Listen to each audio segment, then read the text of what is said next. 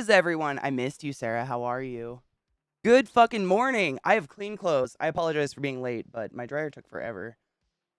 Good lord. Let me tell you never I feel like when I do laundry normally, I'm like, God, that was done fast. But when you want it to be done,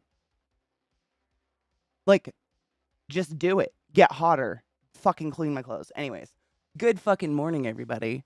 I got my luggage back from Delta, finally.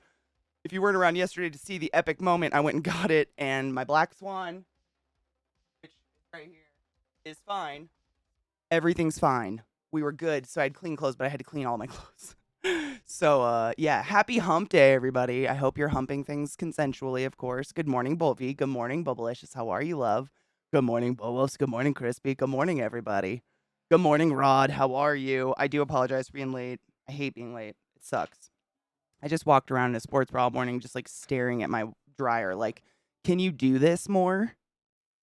I have tea here, but I literally brought my oat milk because it's steeping.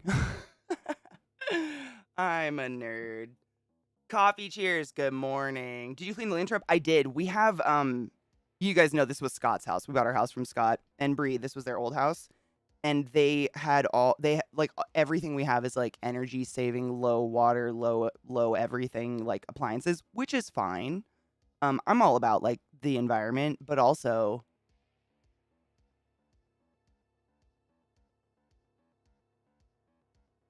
it takes so much longer.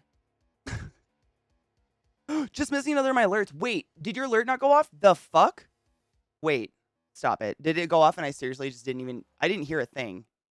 So are they muted? I'm gonna check. I'm gonna open up Streamlabs or Stream Elements, excuse me. They might be. I mean, did you see it pop up and hear it? Because I didn't hear it. Maybe it's my headphones. I'm gonna check it anyways. You never know. I don't like missing alerts. Fucking Pucky with that 60. Not 69 months? Jesus gotta fuck. Graphically, but you didn't hear it? Okay. Hail Satan, and thank you for that ridiculous sub, my love. How the fuck are you? I'm checking them right now. Let me make sure they're not muted. Because that would be upsetting. Yes! They weren't muted, but they're fixed, I guess. Thank you for resummoning the class, keeping the class alive, giving any swings for a very nice amount of time. Today begins the get my shit together for school. Oh no, when do you start? Oh, all their appointments. Oh my god, I do not miss those. I dreaded those days. Like I feel bad for my mom now, like thinking back to the days of having to truck all of us around to all of our like physicals and all that shit.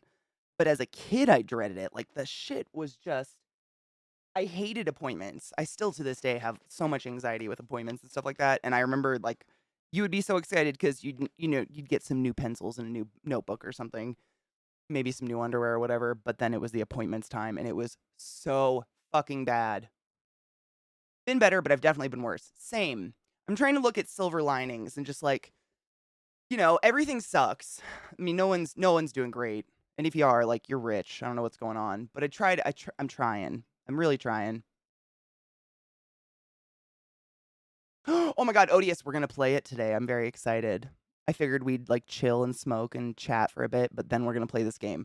I picked up a game on Steam that I am so fucking crack addicted to. I've been like I played. I'll tell you how much I played. I played too much, and I had to quit because I was like, I really want to play this on stream because one of those games doesn't have a lot of dialogue. It's a roguelite, similar to like Hades, but not a Greek mythology themed one.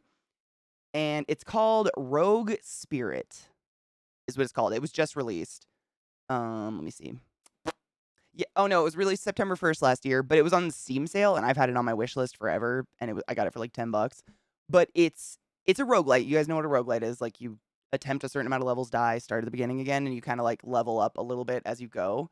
But it's got this really really cool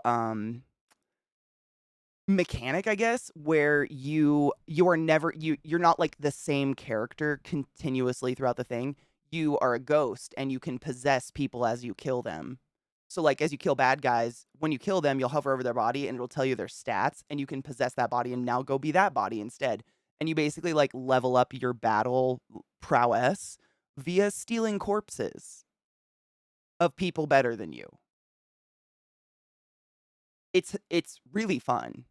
It's not near as, like, in-depth as Hades or any of those. It doesn't have near the amount of story. It's more like, Have a Nice Death or something like that, but it's still very fun, and it's very pretty, and the music is cool. No, it's called, goddamn, why do I keep forgetting the names? Rogue Spirit, right? Rogue Spirit is what it's called. But, I mean, I have played all the big roguelites that come out because I love them. So, you've probably seen me play a lot of them. It kinda, and it's not linear.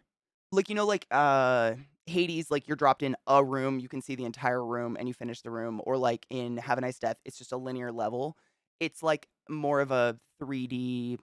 I don't know, man, I just wanna show you guys, it's really cool. Oh, which you're gonna be it's good. It's good. I was kind of on the fence about it, but it was real cheap, so Rod, I'm not even kidding you, I got offered a sponsorship by Have a Nice Death while I was on vacation.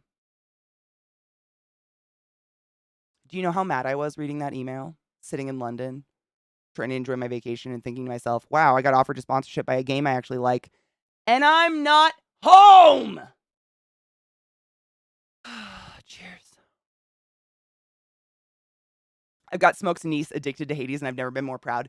Anytime any of you say you're playing Hades, I've never been more proud. I feel that way. I feel that witch, like, spiritually. It's just like, most addictions, the word addiction, like, gives you, bad feelings, and you don't wanna share addictions. However, Hades is one of those things I will never feel bad about sharing. Oh, big size today. Why? Oh, no. Work size? Boo. Hades is so much fun. It's one of those games, like, it's kind of like music for me for some reason. Like, if I'm in just an icky mood, like, I'm just not feeling top of my game, I can play an hour of Hades and suddenly be better. And I have beat the fuck out of that game. I have, like, over 800 hours in it. It's done. I'm addicted. And I don't need to win to feel good about it. Like, I just enjoy the game. Oh, just today's size. Yeah. Did you watch the insurrection hearings yesterday, Cat? Next week, apparently, the next week's insurrection hearings, which we still don't have a confirmation for a day for. They're apparently gonna walk us through step by step with the Proud Boys leader, dude, what exactly went down on January 6th. I'm kind of like excited. That's a weird way to put it, but you know what I mean. You started my love with gifting it to me on my birthday right after it came out. I know I love you. I've gifted Hades a lot. Like, man, it's a gift that never stops giving, I feel like. Like, you're giving people hours of entertainment. Pale brew, thank you. It was soul healing. I got to be with my sister for an entire week, which was amazing. I miss my sister like nobody's business, and I got to hang out with Lizzie, and I got to hang out with Anubis, and it was just I got to see Pearl Jam. If you don't have a Weddy for Eddie Vedder, like, you're young. How's it going? My wife keeps me abreast. That's me and Zach, basically. Zach watches them when he can, but no, like, literally ever since after the first one, they've been in the middle of both of our streams. So I basically give him the rundown afterwards.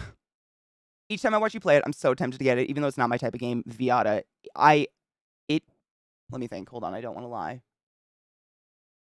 I'm almost completely positive that that game was like my entry drug into roguelites because I am not that type either. I don't like bullet hell games. Like, what was that one? Rod got it for me, and I liked it for like 15 minutes, and then I was just so overwhelmed. What the fuck is it called? Vampire Survivors. Fuck those games. Like, they're really appealing to me, and I watch them, and I'm like, I want to like this. And after 15 minutes, I feel like I'm gonna have a heart attack. And Hades doesn't do that. I don't know what it is. It's just so good. Good morning, Glet. How are you? But we're not playing Hades today. We're gonna play a different game. And honestly, if Hades, like, you're tempted about Hades, but you're like, it's really complicated. There's a bunch of shit in it. This game might be something up your alley, and I think it's still on sale. It's just got less involved. Less to think about the battle. The like combat is way less anything. It's basically just based on whatever character you happened to possess at that time, which is fun. I gotta mute my phone, motherfucker. I had it on because of my luggage. I was waiting. Not today, phone. Mute your dicks off. Who turns their phone on as an adult? My God. Bye bye. Now she's muted again forever. I have my concert at the end of August. I need more concerts. I'm actually seeing Tom Segura at the end of this month, and I am so excited. Like, I don't have any concerts yet this summer at all, but I have two. We're gonna see Tom Segura at the end of this month. I think that was my birthday present to Zach, one of them, or a Christmas present or something. And then I got him tickets for another gift for some other holiday for this fall. We're gonna see Kreischer. Uh, oh my god, The Machine. I'm so excited. I love comedy. Bo, it's called Rogue Spirit. And I just picked it up on the Steam sale and I'm clinically addicted and I'm gonna show it to you guys today. Smoke and I just saw Tom Segura. Oh my god, was it amazing? I quote him constantly. I can't stop. I love him. He's so goddamn funny. He just kills me. He just I Blueberry Indica. Ooh, nice. I have um ooh, I know what I ground up last night. Last night while I was doing home projects, I'm sealing my house. That's a really TLDR way of saying it. I'm doing a lot of home projects. So I ground up some weed on the fly, but I ground up the cherry fluff. And it's pretty tasty actually. I like it. It is 16.87% THC, allegedly. And it's by Green Dot. And it says, so it's called Cherry Fluff. And the bottle, Katie, the parent strains are Bottle Wash and Cherry Kush Mints. Bottle Wash? Okay, with all the words in the world, that's what you named your weed. Oh my god, you got a new apartment? Are you excited? Is it far away? Or is it gonna be, like, closer to school? I'm so excited.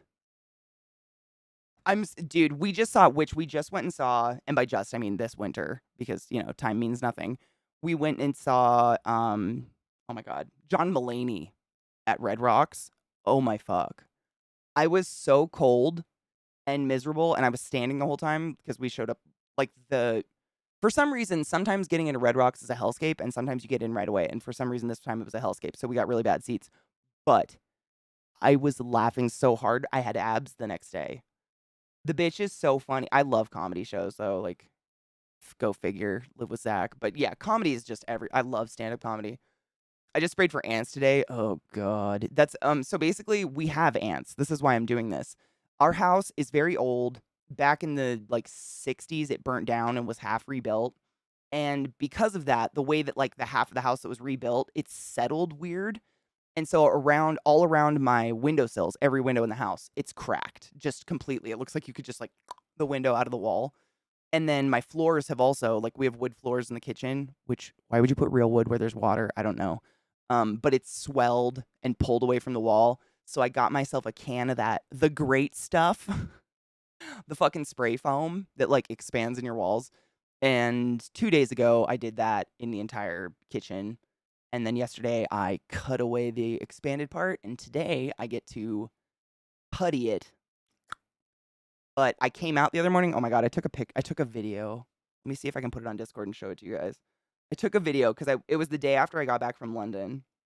And that it by no means am I saying like Zach's a filth freak and the house was filthy or anything.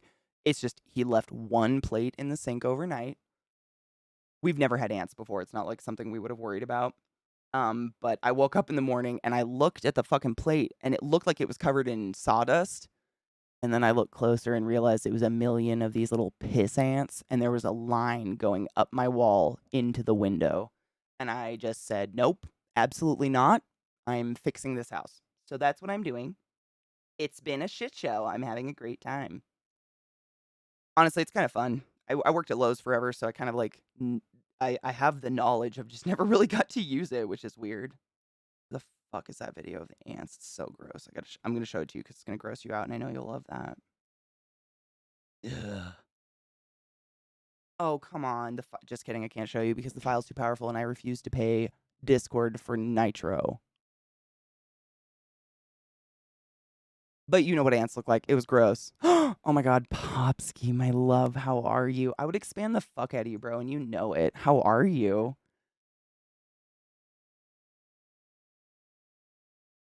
Oh my god, we can bang Popsky all day, every day. Guys, my friend Popsky makes amazing music that you can listen to. without being sued by a giant label. It's incredible. Please check it out. Also, he streams and plays fucking Tetris, and it's crack. If you like Tetris, and if you don't like Tetris, who are you?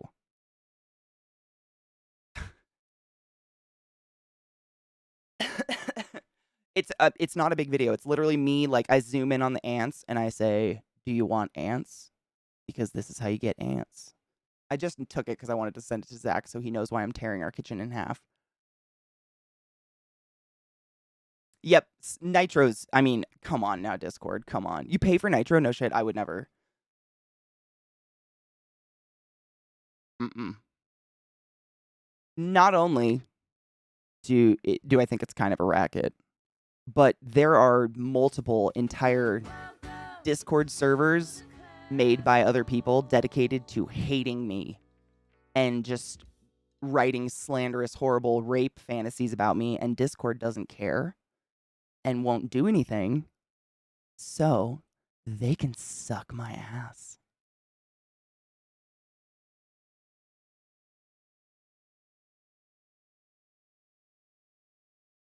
Oh my god, remember when Discord was trying to compete in everything? Like, they were trying to be in everything. That was adorable. Palebrew just gifted a sub to Popsky. Palebrew, you silly fuck. Thank you for gifting a sub to my friend Popsky. I appreciate you. Us streamers need help. Morning. We've had our house sealed to the nines, and somehow the little ant devils find their way in. So you know what I found is the secret is not the secret, but what I've found kind of detoured them from coming back. I know it's sick. I have a heat gun. You know, it's basically like a blow dryer, but meant to like melt plastic or stuff. And I fucking literally cook the area they're coming in without burning my house down. You can set wood on fire with these heat guns. They're huge. They're very like high powered. Fucking it's a power tool. But I literally just sit at that spot I see them coming in and blast hot air into it, and it fucking bakes them and kills all of them, which sends a signal to all the other ones not to come that way. But also you can use um chili pepper, cayenne pepper, cinnamon, hot sauce, all of the above. They are an in general insecticide. Another thing you can do, and this is just something I picked up because I've had dogs my whole life, is to avoid having like ticks or fleas jump off your dogs and live in your carpet. You can sprinkle peppermint oil, spearmint oil, or tea tree oil. Just a couple sprinkles on your carpet, like at your doorways. It's a natural pesticide. They fucking hate it. It's so astringent, it like burns their flesh and lungs. Because as you guys know, because I educate you way too much, insects and spiders and most bugs, in as a general term for the tiny things, they have a very passive breathing mechanism. They don't breathe out their mouth. They breathe via like gills on the sides of their body called book lungs and various other names depending on the insect we're looking at. And because of that, they cannot hold their breath. Like they can't just stop breathing because something's horrible. So when they're in the presence of something super astringent like peppermint, cinnamon, something like that, they just run away. They won't go near it. Book lungs are fucking fascinating. They really breathe. They breathe out their ass. Look, you can look up videos of grasshoppers breathing out their ass. It's incredible. Mint plants, yeah. A lure box seems so much. What's a lure? What do you mean by a lure box? Like to lure the ants? That would be so many ants. Like when I go into my yard, I could walk 5 feet into my yard and I could count 20 ant nests outside because the ants that we have here, and granted, I'm very new to the area, but they're those fucking piss ants. They're microscopic. They're so fucking small, and they just colonize every inch of your yard. Like there's little holes all over my yard, and each one is an ant nest. So if I did that, I mean, it would be never ending. I don't know if I would. I can't clean the world of the ants. You know what I mean? I don't know how that would go because there's never ending ants outside. I've never had ants before. This is my first year ever having a problem with ants. Oh, my dad taught me how to burn ants. Yeah. Mhm. If you find yourself cooking ants, wait, what? Find yourself cooking ants with a heat gun, it may be time for a nap. Oh no. Maybe. Water spiders are really cool. Have you seen that tarantula that lives with a frog, Cat? They've recently, like, discovered this weird symbiotic relationship. It's a special I can't remember the breed of tarantula, I don't have it, but it's a tarantula that will cohabitate with a very specific species of toad because the number one, enemy of tarantulas by the way, one of my very special tarantulas is molting. I meant to put her on stream. I'm gonna grab her. Um, One of the number one enemies of tarantulas is ants. Ants can swarm a tarantula's body and tear them apart before the tarantula even knows what's happening. So most tarantulas, what they do is they line their home with like a web carpet, so ants won't come in their home. Ants will like touch it and be like, "Nah, I don't. That's danger." But this spider, for some reason, doesn't do that. Instead, it builds a home on top of a toad hole, and the toad eats all the bugs that would potentially hurt the tarantula because tarantulas are pussies. We all know this. Sad water balloons of hate and fear. It's amazing. Like, what the fuck? Hi, Steven. How are you, love? Riddle me this. I don't drive, don't have that piece of plastic to drive in snow. So how the fuck am I getting extended warranty on vehicles? Stop it. When I don't even own a vehicle without previously mentioned, I won't be able to get a vehicle. So why do I get calls? I get calls on student loans I don't have. They're ridiculous. I'd watch that Disney movie too, to be honest. Just melt some chocolate and cover them in it. I've seen chocolate ants before. To be honest, I did fuck with the ants a little bit before I decimated them. Bugs are really interesting. Like, you can draw a circle around ants and they won't walk outside the circle. They think that that drawn circle is a barrier. So I was sitting there on the wall with a pencil, like, I made a labyrinth for the ants. I'm a cruel person. So I am going to put a tarantula just next to me here. Um, it's not a big tarantula. If you're afraid of spiders, I highly advise don't leave. This tarantula is not only critically endangered because of habitat loss, it's arguably the most beautiful and coveted tarantula in the world, and she's currently molting. So I just wanted to put her on cam so we can just watch it all day. And I like to keep an eye on them because molting is one of the most dangerous parts of a tarantula's life. They can get stuck. So give me one sec. I'm going to move her over here.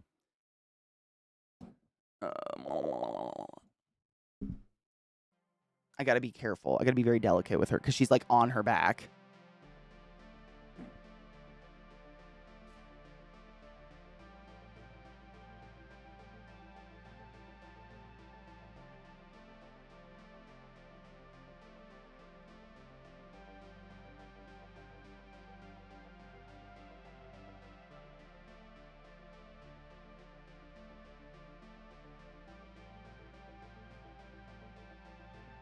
This is not the one.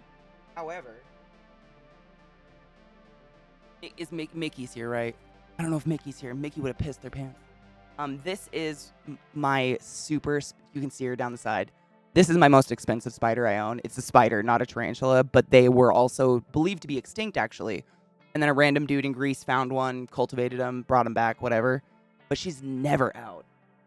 It's out right now. But it's just a spider, totally harmless. Please don't be afraid. It can't come through the screen, I promise.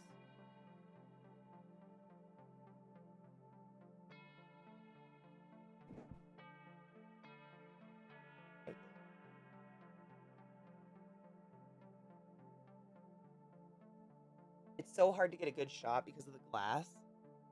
But they're such a unique spider, really. Scientists totally thought they were completely extinct. Because of habitat loss, sadly.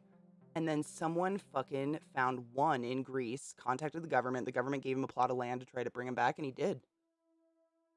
And she's just chilling on the ground for some reason. But you can see they're pretty cool. They spin pink cottony webbing. I don't know if you can tell. Like, look into her enclosure. See how she makes all that, like, pink? It's literally pink and cotton. It's fuzz. It's so weird. They're very unique. But their species, they're called a velvet spider or a ladybird spider because the boys look like a ladybug. They're bright red with black spots. They're really cool. Knives, what up? Oh my god. How are you? I haven't seen you in so long. Oh, back to work. Kill me. I refuse to kill you, but I'm glad you're alive. But yeah, I have 3 of these. And they are...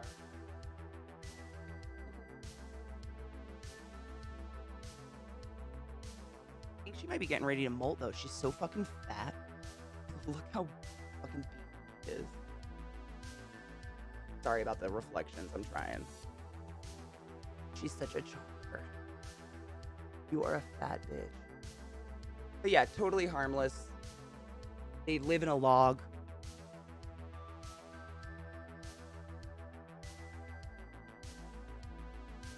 Derby.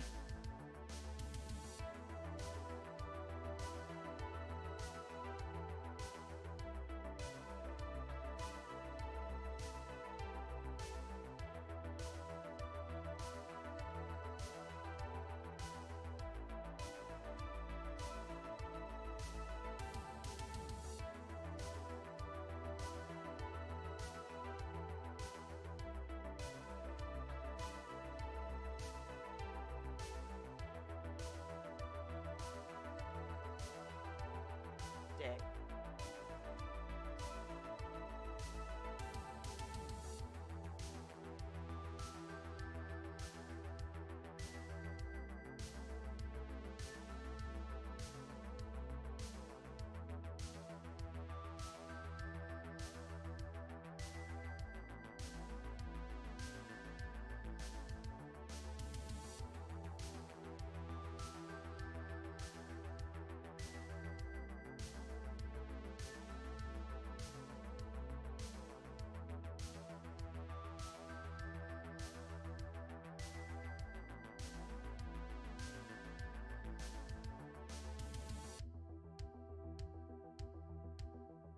She's right the fuck there. I don't want to put her at too weird of an angle. I'm guessing you're into horror. What was your first clue? I am. I do like horror, but I'm kind of picky about it. Or not picky. Nothing scares me, but I still watch them. So, Erica, that's what I was going to say. I was trying to think of a way to show you guys. I wanted to get the camera up close just to show her while I talk about what she's doing, because I know you care.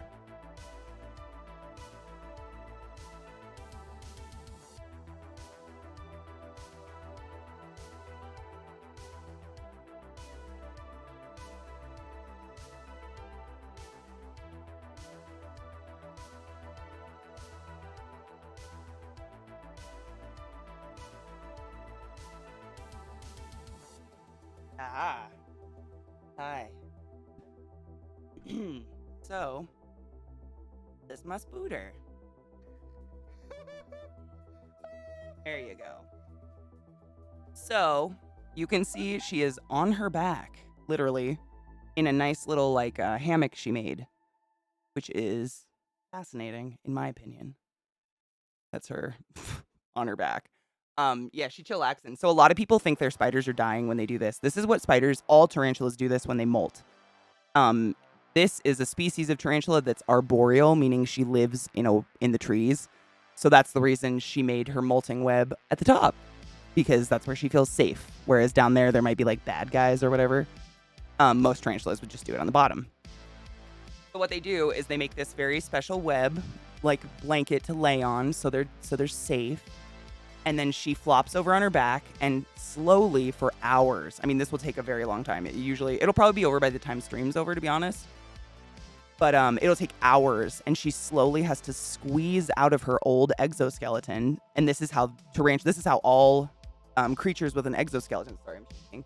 This is how all creatures with an exoskeleton molt and grow, is because they have an exoskeleton, meaning a hard carapace. They have to shed it to expand. I'm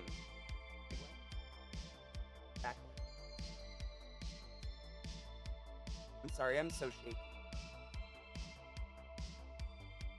You can kind of watch her legs will start to like do this very slowly, and that's her squeezing out of it. Like she literally has to fucking do some 80s acrobatics to squeeze out of it. You see those colors though? So this is the species. She's called a Poecilotheria metallica, or a Goody sapphire, or the peacock spider or peacock tarantula. And they are native to India, not to Goody, unfortunately. Someone found them on a train in Goody and assumed they were from Goody. They're not from Goody.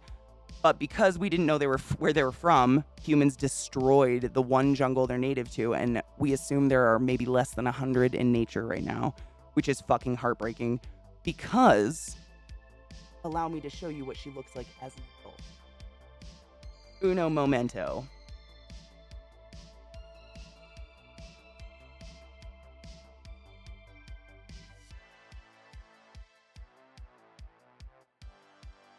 It's fucking tragic. They are the most pretty tarantula in the world. And so the reason I bring this up, I'm not like psycho about like talking about conservation all the time. However, a lot of people are scared of spiders and they hate tarantulas and they think they're the devil and they think they're gonna come and get them and eat them and whatever. And it's heartbreaking because we as tarantula keepers are trying our best to responsibly breed these creatures to prevent people from stealing them from nature anymore, because that is part of why they're being decimated, as well as massive habitat loss. And when you see someone when I see someone look at this spider and say, "You kill it," I want to kill that person because I'm sorry, this is prettier than you. Go fuck yourself. It's real hard for me to be a human and think, oh wow, that's cooler than that. That's what she will look like. Which is, I mean, she already kind of looks that way, but she's a juvenile, so she doesn't have her brightest colors.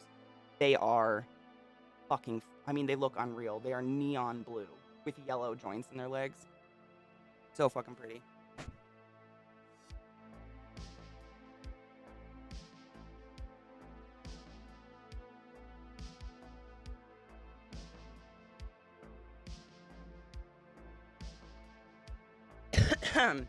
So, yeah, that's her name is Bella. I wish I could bring her closer onto stream without disturbing her.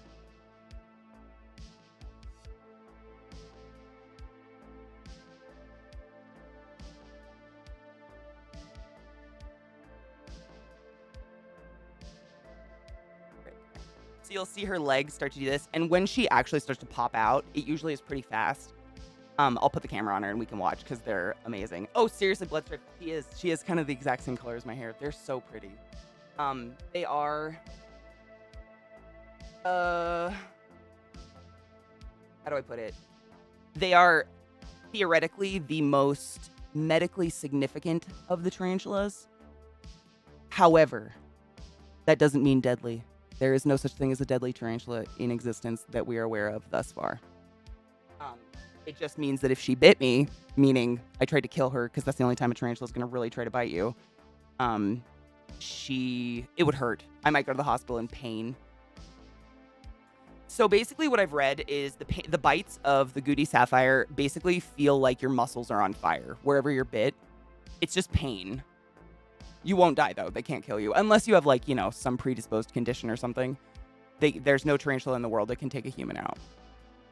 And they know that, which is why they don't bite people unless you accidentally fucking sit on one and try to kill it. Like, that's their last-ditch effort to defend themselves. They intrinsically know that even if their venom was potent, they don't have enough to take something down our size, nor can they eat us.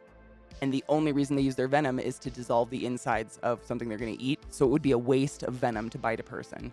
So the only time that a spider is going to bite a person is because you sat on it, you tried to squish it, you did something that the spider was like, I've got nothing to live for, She is actually one of my most pussy spiders I own. For being, like, the most medically significant. I mean, I do own a couple black widows, which are theoretically deadly, but she's the most medically significant of my tarantulas because she's the most medically significant. Katie, you dumbass! Jesse Robbins with that fucking resub. How are you, lover? Oh my god, our baby can drink legally. What if she bites you in a sensitive area like your eyes? It would still just hurt. I mean, your eye is a different story because your eye isn't a solid. Like, your eye is like a ball. It's like your eye is...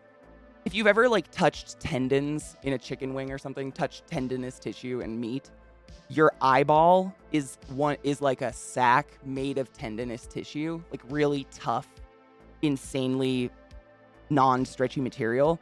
And then inside your eyeball is just fluid and a lens that floats around. And the lens looks like a piece of gelatin. Like, it's just a gelatin circle.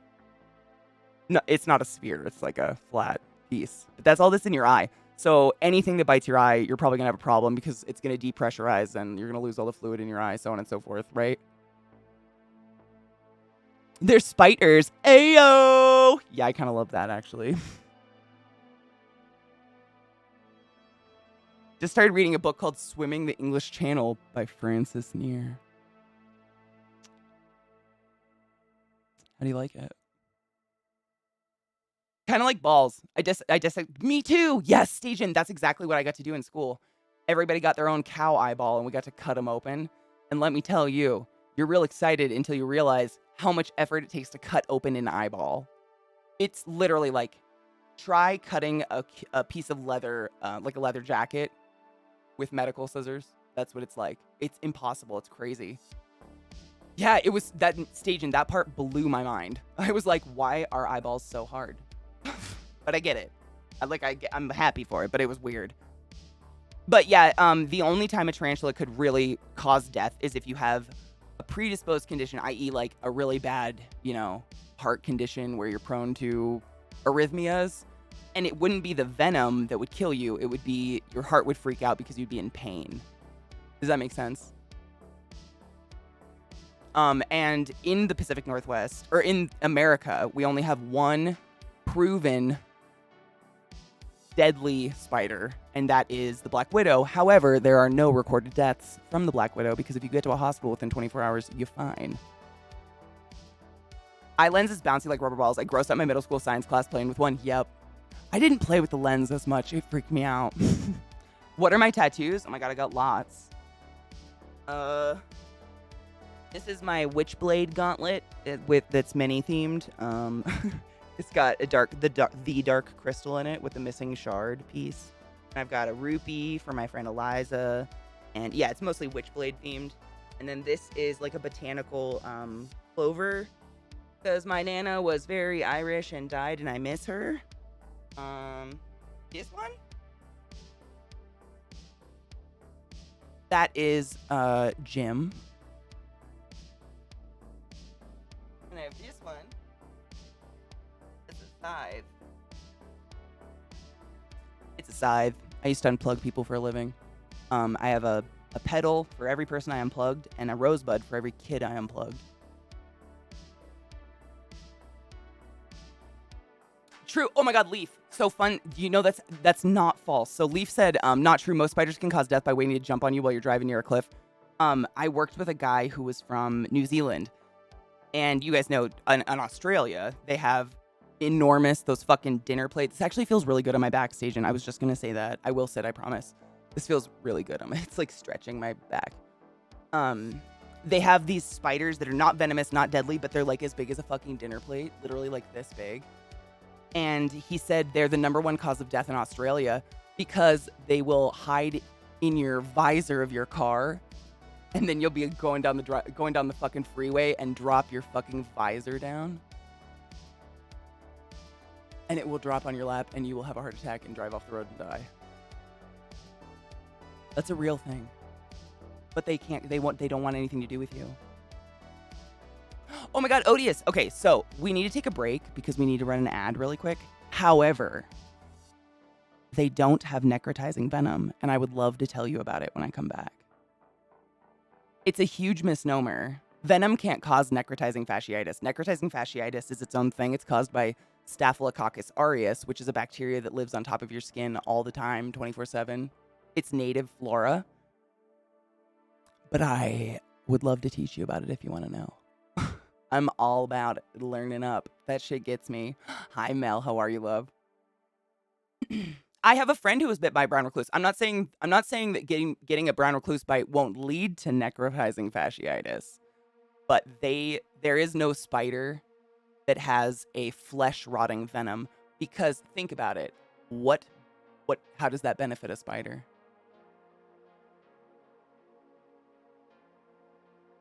Like in what world does the spider like have a better life because it caused something to long-term rot a mammal? And I'm not saying you guys are dumb. I'm just saying, like, when you think about it, it really doesn't make sense. There is no purpose for a spider to have a necrotizing venom. Like they are a strike, eat, dispose of the corpse, they're done. Like they eat once a week and that's their life. So it wouldn't really make sense. But I thought the same thing for a long time. I went to school with a kid who lost his thumb due to a brown recluse. But I'll tell you about it when I come back. Every couple of hours, we take a break.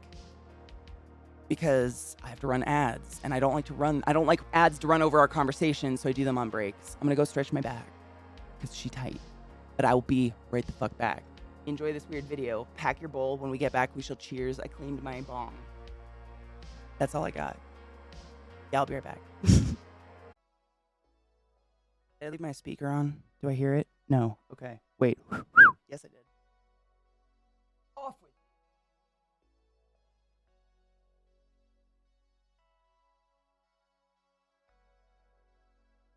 That's right. Bitch. Welcome back. Did I hit the add button? I did, but it didn't run.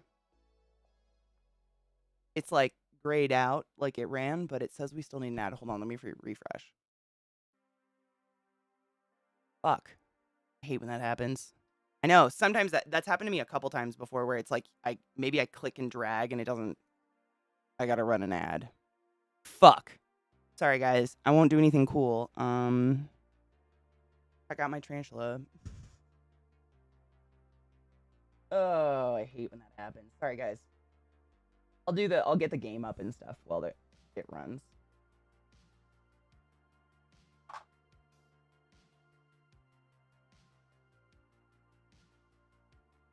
Oh my god, it's Amazon Prime Day. I forgot about that. Let's blame Amazon Prime Day. Fucking Bezos. It's still like I'm waiting to understand why ads are still a big thing. Does anyone click ads on YouTube or Twitch? Ever? Like it's such a push, but I just don't understand who's making money. Except the people that are being paid to run the ads. Fuck you, Bezos. Bezos. Yeah, agreed. I actually got my charger and did not plug my phone in. Like an idiot.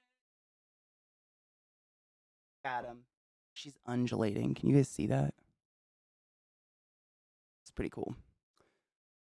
Turbo's the shit, man. I used to have Turbo before they like did the, having Prime and subbing. You don't have to watch ads. Brittany, I'm the same. I look at products and even if there's an ad for something I already have and like, I'm like, okay, now I don't trust it because you had to make an ad for it. I literally think that. I'm like, why did you have to make an ad? Oh yeah, I click ads all the. No, wait, I've never done that, right? I think I've clicked more links for ad blockers than I've ever clicked an ad in my life. Wait, an Uber Eats tape eater? What the fuck is that? You caught up with Letterkenny and Shorzy? Did you like the latest season of Letterkenny? I liked it. The only thing that bothers me is I'm worried about Bonnie McMurray. She is so thin. I hope she has someone near and dear to her that's comfortable asking if she's okay. I'm not saying she's sick. She just got. I thought it was a different actress. Whoa. Wow. Cheers. With what was it? Cherry fluff. She's always been skinny, but this season it was like drastically thinner. And I have nothing wrong with. I mean, your body is your body. Be proud of what you got. Some people are thin, some people aren't. That's the way we're built. I just worry. I always hope someone has someone near and dear that's like, hey, I noticed you lost some weight. You feeling okay? Because especially in our culture, I'm sure I don't need to tell you guys this. We have a lot of that. Oh, you've lost weight. You look great. Your life must be perfect. And, some people are struggling, and I just hope she has someone there. I hope. Merkel, no, I have one right here. I know you're afraid of spiders. Don't be afraid. She's molting. She's on her back, molting. And it's just, I keep an eye on them when they molt like that because it can be really scary. And she's like one of my most rare specimens. You've lost weight. You look great. Thanks. It's cancer, right? You just never know what's going on in people's personal lives. I just hope someone near and dear is like, hey, you doing okay?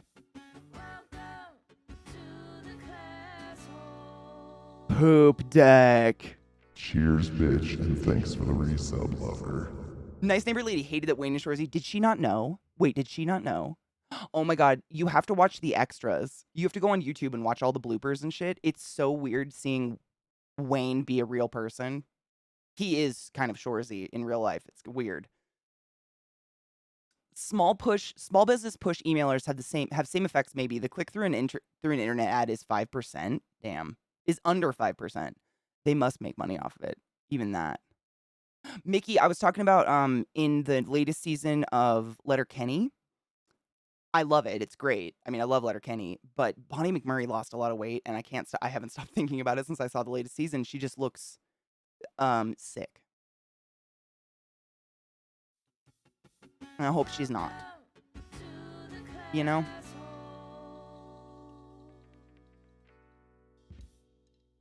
Megan Lenius. You silly bitch. Is it weird hearing your own voice on the button?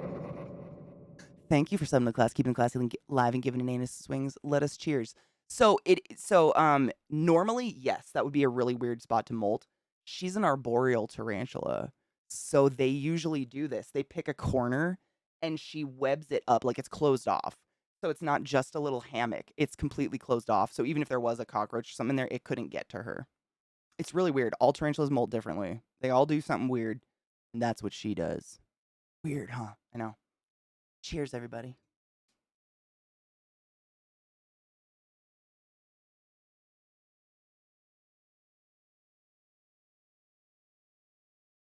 She is sapphire blue, Kaimo. Yeah, she's one of the she is, I mean, I don't want to say the rarest. Her species, she's called a I'll type it in chat because it's spelled real weird. She's called a Poecilotheria metallica. Poecilotheria. Jesus, Poecilotheria metallica. I'm not even kidding. It's called a metallica. And their common name is the Goody sapphire because when they were first found, they were discovered on a train in Goody, India. So they named them a Goody sapphire because they look like a sapphire. Long story short, they're not from Goody at all. It just hopped a ride on a train on accident. And where they're native in India has been decimated. Their entire native habitat is gone. We estimate there's less than 100 in nature right now. It's very, very sad because they are fucking gorgeous. Google them. They're unreal. They look like a cartoon. They're so pretty. They are sapphire blue, and all the joints in their legs are yellow, like gold. So fucking pretty. Right? They are unbelievable. She's a juvenile. I've only had her for I bought her as a sling. Believe it or not, that bitch right there, who is, just for size reference, she's about the size of my palm now. I got her that big. I'm so proud of I'm so proud when I grow them up all big. But I've only had her for about 2 years, so she's about a juvenile right now. But when she's full grown, she will be, I mean, she's already stunning, but they just get more stunning.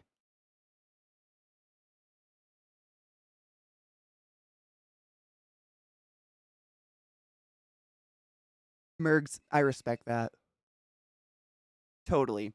Mergs knows this. For those new to my stream or just hanging out, just swinging by. Hi, how are you? I have over 50 spiders and tarantulas, and I love them. Normally, however, I do not bring them on stream unless it's a very like a feeding day. I'll make it publicized because I totally respect arachnophobia. Like I don't own spiders to spite people with fear. That is idiotic. Don't do that. It's like buying a pit bull to make it mean. Like why would you do that, you know? The only reason I have her out is she's molting, which is kind of unique. It's really rare to get to see an arboreal spider molt because they usually hide in logs and shit. And if you own tarantulas or if you're curious in the hobby, molting, i.e., what she's doing, is probably the most dangerous time in a tarantula's life ever. Because not only are they literally on their back, completely defenseless, trying to squeeze out of an old shell, but when they squeeze out, we call them gummy bears. When she squeezes out, I'll try to take pictures of it. Their whole body is like translucent blue because they have blue blood. They actually don't have blue. They don't have blood at all. They just run off lymph, and it's blue. And so when they squeeze out, they're like a jelly bean. They're super soft. Their fangs are gooey. Like they couldn't even bite you if they wanted to. They're all over soft. So when they molt out, she'll stay in this little safety corner for a couple days to harden out, to wait until her skin starts to harden because a cricket could murder her in that soft stage, in that gummy bear stage. It's really scary for tarantulas. So they normally try to do it very privately, web off their little corner of safety, you know?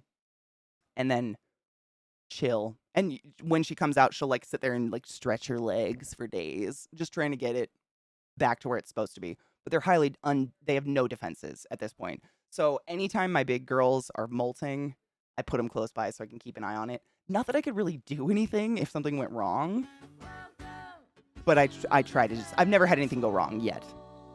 Really. Kills. That's a lot of fucking months, bro. Thank you for subbing to the class, keeping the class alive, and giving the name its wings, bitch. I'm gonna run this stupid ad button real quick. But yeah, that's my Goody Sapphire. Her name is Bella. My friend Andrew, you guys know Infinity, one of my mods and best friends. He named her Bella. Because she is the belle. She really is. I mean, there's a couple spiders that are blue. It's very weird because blue is not a naturally occurring color in nature, and to this day, scientists can't discover why they're blue because there's really no. It's not for breeding purposes. It's not for like I'm dangerous and poisonous because they're not. We don't know why they are, but there's multiple species of tarantulas that are neon blue. It's crazy. And I have a couple other ones. They're called Dolichothele diamantinensis. I know. Just Google the other name. It's called a Brazilian blue dwarf beauty. And they look, I mean, just as blue, but they only get like this big. And they're so cute. My alchemy spider is a Dolichothele diamantinensis. The names are fucking ridiculous. That's probably the worst. Yeah. I think that's the worst name of all the Latin names, in my opinion. Yep. Dolichothele diamantinensis. Why? I don't know.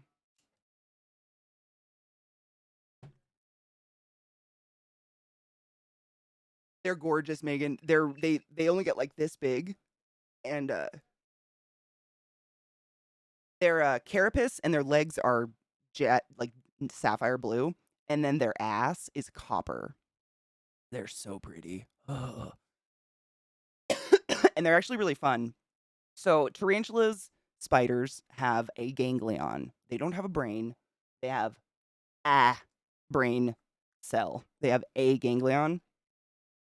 However, just in my personal experience, they all have these really bizarre different behaviors, even spiders of the same species. But one thing that's really cool I've noticed about the blue sapphire Brazilian blue dwarf beauties, aka the Dolichothele diamantinensis, is that they will wait. They learn where their enclosure opens. And when I pick up their enclosures off the shelf and bring them over here to feed them, they come out and they wait at the opening. And I go in with tweezers and a cockroach, and they very delicately take it out of my tweezers, bite it, and crawl away. Some of them do that. Like I can't say a spider can learn because I'm not a brain person, but that shit is crazy to me. Like it's cool. I don't know. Like it's a bug, but at the same point, like it's somehow I don't know. I don't know. I think it's really cool. I also have a tarantula that has a unicorn horn in its back. That's a pretty cool tarantula. There's a lot. There's so many different tarantulas in the world. Oh my god, Lavoshke would be a good insult. Are you taking off? Wait, Glut, are you leaving? Bye. I love you. Wait, did someone leave? Did I miss it? Shit. Curious question. Does weed make spiders high? So, I don't know. Honestly, I don't know if scientists even know if they could gauge if bugs get high. However, I try not to smoke towards my tarantulas because I don't know if you were here earlier, Mergs. I was talking about pest control in your house. And I was saying, like, you can sprinkle like peppermint oil on your carpet, like near your doors, or cinnamon powder, or spearmint oil, or tea tree oil, because insects, bugs, spiders, the greater, little world, they breathe via a form of gills. Literally, they don't breathe out of their mouths, so they can't hold their breath. Is basically the moral of the story. So, like, if I blew smoke at my tarantula and it was going to kill the tarantula could do nothing about it. It would just sit there and die, and I don't want to do it. Oh, she's really trying to get out. I don't know if you can tell. Oh, she's busting out. I'm busting out. I want the world to know. It's so weird when they bust out the bottom, like they bust out their back that is on the ground, so you can't see it yet. Don't worry, I'll show you when she comes out. Oh, okay, my bad. Sorry, I thought I missed. I just me, I try not to miss it. Since you like horror, can I put my podcast to suggestion chat? Dude, put it in our Discord. For real. Chat's such a shitty way to do anything. 'Cause it's just gonna go away, but I have a really cool Discord channel, and a lot of my channel actually, my friend Rod also has a horror podcast. We're big scary fans. Thanks, mom, bye, mom, literally. That's exactly what they do. It is and it's every time. It's not just, like, one time they did it, it's every single time. They look just like a GBB, honestly. Like, they're just small. Yes, kills. They look I mean, if you Googled a green bottle blue tarantula and then Google the Brazilian dwarf beauty, they're almost identical, except the Brazilian blue dwarf beauty gets like, by this big, what I mean is the way we measure tarantulas is a cross section of their longest front leg and their longest back leg. So when you say like, oh, it's a 14-inch tarantula, it's because when they're expanded from their front long leg to their back cross long leg, that's how long they are. The GBBs get 4 inches, maybe.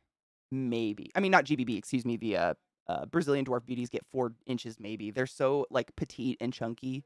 I kind of love them.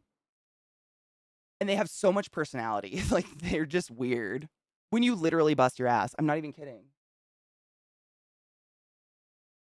I really wish I could show you. Hold on, I'm going to try.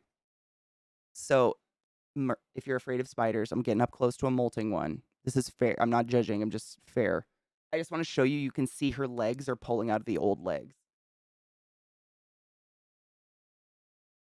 Here, cord.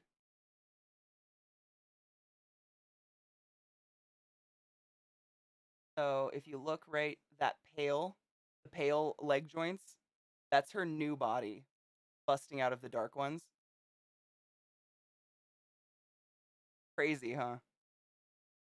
A lot of people will literally think their spider's dying when it does this, so I think it's really important to educate. Your spider's not dying. This is normal. It's what they do. See how she webs everything, though? This is why it's so hard to get a good shot, because it's all webbing everywhere. But yeah, you can see all of that, all the pale body right here. That is her new body yanking out the back of the old one. It's fucking metal. And she literally will just sit there and, like, pulsate until she's out. I wish I didn't shake. I'm so sorry. See how she, like, moves the leg every once in a while? It's fucking cool, man. Ooh, ooh, it's tarantula cribs. They just released these actually, kills, like, 6 months ago. They just started making, arboreal ones. They're pretty nice. That's how you spell her name if you wanna know. Bosilatheria metallica. As she undulates. Yeah, it's cool. If you've ever seen, like, a crab molt, if you live on the ocean, very similar. I mean, they're basically land crabs. No shit, Kaimo, cool! It honestly, when I was a kid, I have very visceral memories. Miniman, how are you? I know, she's probably very embarrassed. I can't, Mickey, I cannot imagine shedding my skeleton. That's why I'm always very delicate when they do. I watch them, I make sure they're near me so they're okay. Like, not that I could do anything, but it's a struggle to get out of your old skin, man. And like if their environment's not humid enough or too humid, depending on the species of tarantula, the ass, like the molt coming off of their ass will get stuck to their new body. Ugh, I've seen it. It's never happened to me, thank fuck, but I've seen it and it scares me. But I was gonna say, when I was a kid, I have these really visceral memories of like, I know this is gonna sound crazy. So when I was like 5 and 6 years old, we owned a motel. And it was like one of those hunters, like a strip, one level, 1 through 14, no room 13, which was weird. But you could go behind the motel rooms, and there was like this 3 foot space between the backs of the motel and this fence. And grasshoppers would go back there and lay their eggs. And the way grasshoppers lay their eggs is crazy. They somehow dig a hole that's insanely deep, and then they extend their ass down that hole like 6 inches. I'm talking a grasshopper, like a normal one. We're not talking exotic locusts into that hole, and they lay eggs. And I would lay on the ground with my head on its side and just watch for hours, fascinated by the behavior of bugs, like little creatures doing things like this. And I think because I didn't have anyone there to say, ew, that's gross, or oh, that's scary, I got to completely just form my own opinion and then go educate myself on it. I didn't develop a fear of them. And I don't judge anyone that has fears of bugs and stuff. They're creepy. I don't want to touch them. Nobody wants that shit crawling on you. But education, like learning that They can't hurt me, they let alone kill me. They can't they don't want to. They are not sentient. They have one brain cell compared to my fat lobe up here. It just gives you a sense of like, where was my fear from? If it was there, or you look around and go, why is that person afraid of it? And when you ask them, they can't give you an answer. It doesn't change. Like, when you're a kid, you're really impressionable by everyone around you. If your mom's afraid of lightning, chances are you're going to end up afraid of lightning just by osmosis, by feeling your mom's fear. And so when there's people around you going, ew, gross all the time, you'll just think, ew, gross. And I'm really grateful I got to lay on the ground behind a motel most of my childhood and watch grasshoppers and didn't have anyone telling me, ew, gross. You know? It's cool because you watch it and, like, it's ew, gross, but at the same time, it kind of demystifies these very creepy prehistoric creatures a little bit. I've got Pike's Market in 2 stops. Oh my god, yes. Oh my god, foodstuffs. Wait, how hungry are you? What do you feel like? Do you wanna sit down and eat, or do you wanna get food to walk? That's my question. Do you wanna sit to eat, or do you wanna walk around, Zoe?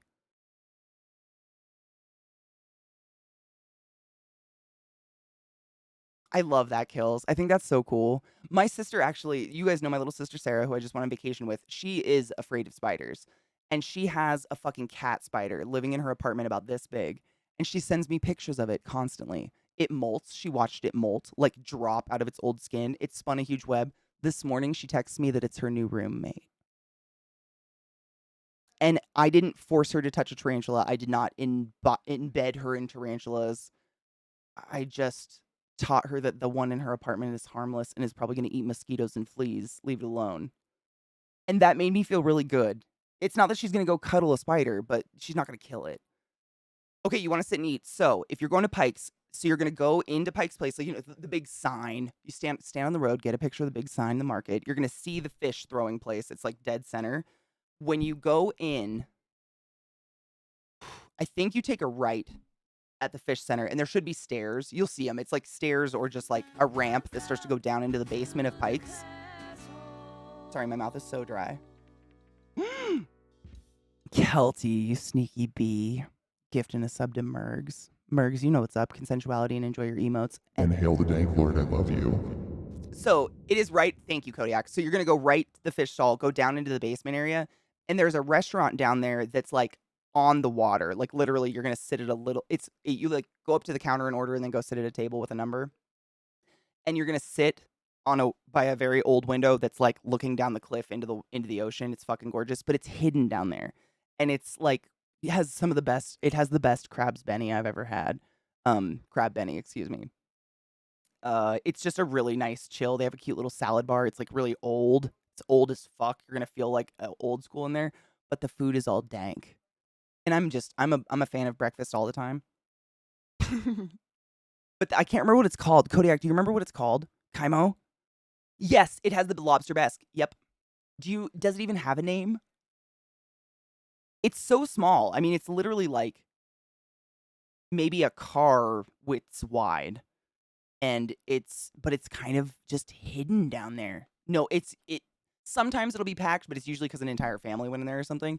Most of the time, it's never packed because everybody goes up into the top floor. They're like, ooh, we want ocean views. We're gonna go to Ivers. We're gonna go to fucking Suck a Dick, Pegasus Pizza. I don't know. But go into that basement, you're gonna have a really pretty view of the ocean, and it's quiet and nice, and the food is really good. Yeah, Kaimo, I cannot. Is it the Athenian? I can't remember. I don't know if I've ever even paid attention to the name in my life. I've just been there so many times. Yes! Oh my god, Zoe! Yes! Take pictures. It's beautiful. The view from there is actually quite nice. Swinging through on my lunch. Ooh, to say I'm at work. Oh god, I'm the one at work willing not freak out about picking up bugs. Yes! I even found a lizard on the playground. Oh my god, cute! I've never lived anywhere with lizards. That makes me sad. I put them in the woods nearby because those kids would have killed it. My brothers were that way. I couldn't, like, tell my family. That's probably why I was able to do all this stuff alone as a kid, honestly. I couldn't, like, go inside and be like, look at this cool gardener snake I found, because my brother would grab it by the tail and whip it so its head snapped off. Or if I found a tree frog, he'd put it on the ground and run it over with his bike, slow motion, make me watch. Like, it was terrible. So I just kept to myself a lot, I think. I just remembered those things. Kids are horrible. Don't let Don't teach your kids to kill the shit. What the fuck? It's really good. It's hidden away. There's actually some other cut. I love the downstairs, right? So I think I told Zoe yesterday, but anybody else that ever gets a chance to visit Seattle, you go into Pikes and you go into the basement, and it's most of it is actually part of the burnt down old Seattle. So Seattle originally was built up a little bit and then burnt to the ground. And instead of wiping away the debris, they just built on top of it. Instead, they literally built scaffolding over the burnt down buildings and built a new city, Seattle. And you can take tours of the underground city, which is kind of it's okay. It's kind of cool. But when you go into that basement part, there's some really, really, I mean, shops that are older than my parents are down there, like bookstores and stuff. And it's just cool. I like the history of it. I mean, it's about as historic as you can get on the West Coast in Seattle, really. It's one of the newest states, you know. I teach the young kids in school to leave lizards alone. Good. They're also strictly protected. Good. Our country protects things like seagulls and crows and ignores everything else. I'm not saying seagulls and crows shouldn't be protected, but there are so many things in the world that aren't seagulls and crows, for fuck's sake. I just followed the directions. Now I need to actually stop there. Dude, same. I'm thinking like the next time I visit my parents, I'm gonna go to Pike's Place just to figure out what the name of this restaurant is. Because I've eaten there so many times and I'm a little ashamed I don't know what it's called. I want to hold a snake, a real one, but also wait. I want to hold a snake, a real one, but also hold a snake. If you know what I know, you can do those at the same time sometimes. If you find someone brave enough. Just saying. Snakes are amazing. Snakes are probably of all the exotic creatures I've ever held the most shocking in terms of what your preconceptions are and what they actually feel like and what interacting with a snake is actually like. Of anything I've ever owned. Yeah, I'd say snakes are the most different. I don't know what it is, but every person I've ever met thinks they're slimy. And I don't know. I've been catching gardener snakes. I've shown you guys a video of me at 2 years old holding up a gardener snake for my mom. I've been catching them forever. I don't remember not knowing what snakes feel like. But everyone that comes to my house is like, "But they aren't they slimy?" And I'm like, "W- mm, let's give it a go." And I pull out midnight or something, and then they're like, "Oh my fuck." Because it's just the most incredibly, it's the softest thing in the world, especially a freshly molted, a freshly shed snake. Oh my God. There's something about it. There's no wrong way to run your fingers on the scales. You know, their scales are locked because they're pythons. And if they had one-way directional scales, you can see how that would be an issue when squeezing their prey. So their scales are locked, like more like little hexagonal shapes, and they're just insanely soft. I don't know what to compare it to. It's the softest thing I've ever felt. The gulls are cray cray here. Dude, they're crazy in Seattle. I'm not even shitting you. Last time I went there, we went to Ivar's. Ivar's is dank. Don't go to the sit down restaurant though. Go down to the one on the water where you get your food and walk. It's the same food, but like a quarter of the price. And I was walking and I literally had a fucking French fry in my hand and a seagull ripped it out of my fingers and cut my finger with his dirty mouth. Mm. Dude, I didn't think seagulls need protection. A lot of the East is the same. Boston was bombed to rubble before and during the War of Independence. Did they build on top of the city? See, I don't know that part of the history. I even toured Boston. The only reason I know Seattle was burned down and built on top of itself, I'm not even shitting you. This is not taught it to us in school. Being a Seattleite, I didn't know that until I was fifth grade. My history teacher in fifth grade did it as a summer gig and told us about it. He's like, "Yeah, I do tours of the underground in Seattle," and we were like, "The what?" And he was like, "Oh, the city burned down and we built on top of it." And we were like, "Mom?" My mom didn't even know. Like, it's just something that happened and nobody talks about. As far as I know, they built on what couldn't be reused. I believe it. I've never done the tour of wait, no. When I was really young, I think I accidentally did, like, half of the underground tour with a group of friends, but one of the girls, like, had a flip out freak and we had to leave. But I was so young. I don't think I really knew what was going on. But I remember seeing a pile of shoes.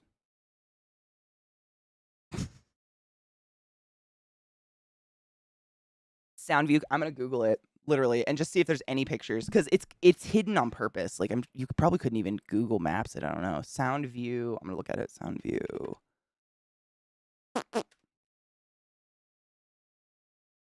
Oh my god, it is. Okay, if you guys ever get to go to Seattle, go to Pike's Place, go to the basement, and find Sound View Cafe. It looks very old and ghetto. It's very much mom and poppy, but damn, you're not going to overpay and you're going to get some decent food. I love stuff like that too, Pyro. Like, I was just telling Zach that I'm kind of a psycho when I travel, in that, like, you guys probably already know that. I psychotically research everything. I psychotically research where I'm going to travel, but I think it's fascinating. You I don't have to depend on some shitty plaque on the side of a building to tell me that it was built on top of a church that was burned down or something. I love the cool, weird, dark facts about cities and stuff and how they were built. I think that stuff's really cool. It's not. I didn't know about how the underground Seattle until they really started promoting the tours. Same. I had no idea. And I'm not my family. I mean, my nana's off the boat into Seattle. Like my family's born and raised. They know Seattle, and I had no idea. They just I don't think I've ever been taught it. It was just because my teacher just happened to do it as a side job. When you do go to Paris, do the catacombs. I'm pretty positive the only reason I would go to Paris is to look at the Louvre from the outside and go to the catacombs. 100%. Yeah, that would be what I would do. I try to look at stuff that's not as touristy, or I try to do stuff that's not on the tourist route. I feel like you get more. They had stuff in Malignant about the underground part of Seattle. Yep, they did. I think that was the first time I talked about it on stream, actually. The shoes, I think it was like, they would rob patrons of prostitute of brothels. I think. Correct me if I'm wrong, guys, but they would like drop their clothes and shoes through a hole in the ground, and the shoes are the only thing that like lasted because they're leather. Correct me if I'm wrong. I think that's why there was like literally it was just like a heap of shoes in the middle of a room. Wait, which concert? Ghetto, which one? Wait, what? My memory's tingling. I got my luggage, Slurm, and everything was fine. So we good. Oh my god, I've never got to see 3 Days Grace. Ugh, jealous. I hate everything about you. You like London, but Paris is even better. See, and that's what my sister's been there, and she said it's phenomenal. It's one of those places I don't know anyone there. Like, I don't have any French friends or anyone that lives in Paris. So there's nothing that's like driven me to go there. Whereas I have a ton of friends in London. I have lots of friends in like, you know, the Netherlands and Sweden and stuff. So that's a place that's on my high on my list. Paris, I don't know anybody there. Paris is really cool. I definitely want to see it. It would probably be like a fly through visit. And by that I mean I go to Europe for a month at a time. So it's been like a week in Paris and then leave. Just cuz my worldly travels definitely include seeing you guys if I can. That's more fun. Parisians are all assholes, are they? I get along with everybody, man. I don't know. It's the shoe goblins. I mean, I wouldn't doubt it. I know, Slurm. I got it in the middle of stream yesterday. Everything was in it. My iPad was fine. My black swan that Lizzie got me was fine. It was a miracle, really. And it was all because of LZT's leather tag. This is the only reason they knew who I was and where to send my bag. I'm just gonna throw that out there. I just love the improv people that get to guide the Seattle Underground. The seamstress talk gets a little more informative if you don't have kids in the group. Shut up. Really? I wonder what my history teacher did. He was super tall. He was like 6'4". He was a 6'4" ginger. He kind of looked like Conan O'Brien, but with like curly hair. I wonder, I mean, he could really play any of those. He could play a big, awkward, scary, lurchy person. For Five Finger, dude, Five Finger 11. Wait, what? Finger, oh, five. I was thinking Five Finger Death Punch. You said Finger 11, and I just changed it on my own. That's not dyslexia. That's just writing your own reality. Good job, Katie. I'm gonna set up some YouTube playlists while I recover from this show. Throat's pretty raw, dude. I'm excited. You know what's crazy? My throat was not raw at all from Pearl Jam. And I belted every single fucking song from beginning to end, every lyric, because I'm a psycho. Next morning, I was fine. My ears weren't even ringing. It was incredible. And then you go to KZ Camp and the piles of shoes. Oh, yep. I mean, if you guys know the piles of shoes Mickey and I are referencing, that's exactly what it looks like, but it was a very different reason. I just read a book. Oh my god, I finished the book. What was it called? I finished it on my trip. It was, like, called The Kids in the House on the Hill or something. I don't know, it was a horror book, but it was, about these kids whose grandmother runs, like, a hospital sanitarium kinda thing, and they find out she's actually into eugenics. No spoilers. Pretty good book, though, I liked it. But, one of the doctors that she historically worked with that was, got her into eugenics came from Dachau, and it just I'm not the only person in the world who has toured Dachau, however, that is one of the scariest places I've ever seen in my life, and I had to stop reading the book for, like, a week. Like, the down my spine was just, that shit. I mean, you can read all day, every day about, you know, the Nazis, so on and so forth, all of the shit, but it really hits you different when you stand in it. There's something, and the crazy part is, like, up against the fence of Dachau is just, like, houses. It's just a huge packed neighborhood. That's your brain completing sentences for you, Katie. My brain does that streaming too. Isn't it? It's broken. But why is it doing it? Because you finished your sentence. Like, I added words. The ghost tour people are pretty good too. I believe it. The only tour I've been on, actually, just because I'm socially anxious, like, I tend to, if there's street performers that are interacting with the crowd, I'll walk the other opposite way. I don't know why. I'm very around people. So any tour, like those kitschy tours, like tour a castle, dungeons, and they're gonna show you shit and probably pull someone from the crowd, I won't do. Like, I'll just back out. And the reason is I get chosen every time, no matter what. And I hate it. I have stage fright. I've told you guys that a million times. I can be anyone else on stage. Put me in a costume any day. But as myself, I piss my pants. And I just want to die and I start to get nauseous. And so when I went to London the first time with Millie, she took me to, I forgot the name of the castle already. Oh my god, it's right there. The castle in the Midlands. She worked at it for a while, so she knew people there. That's why I got to go falconing and shit. It was fucking cool.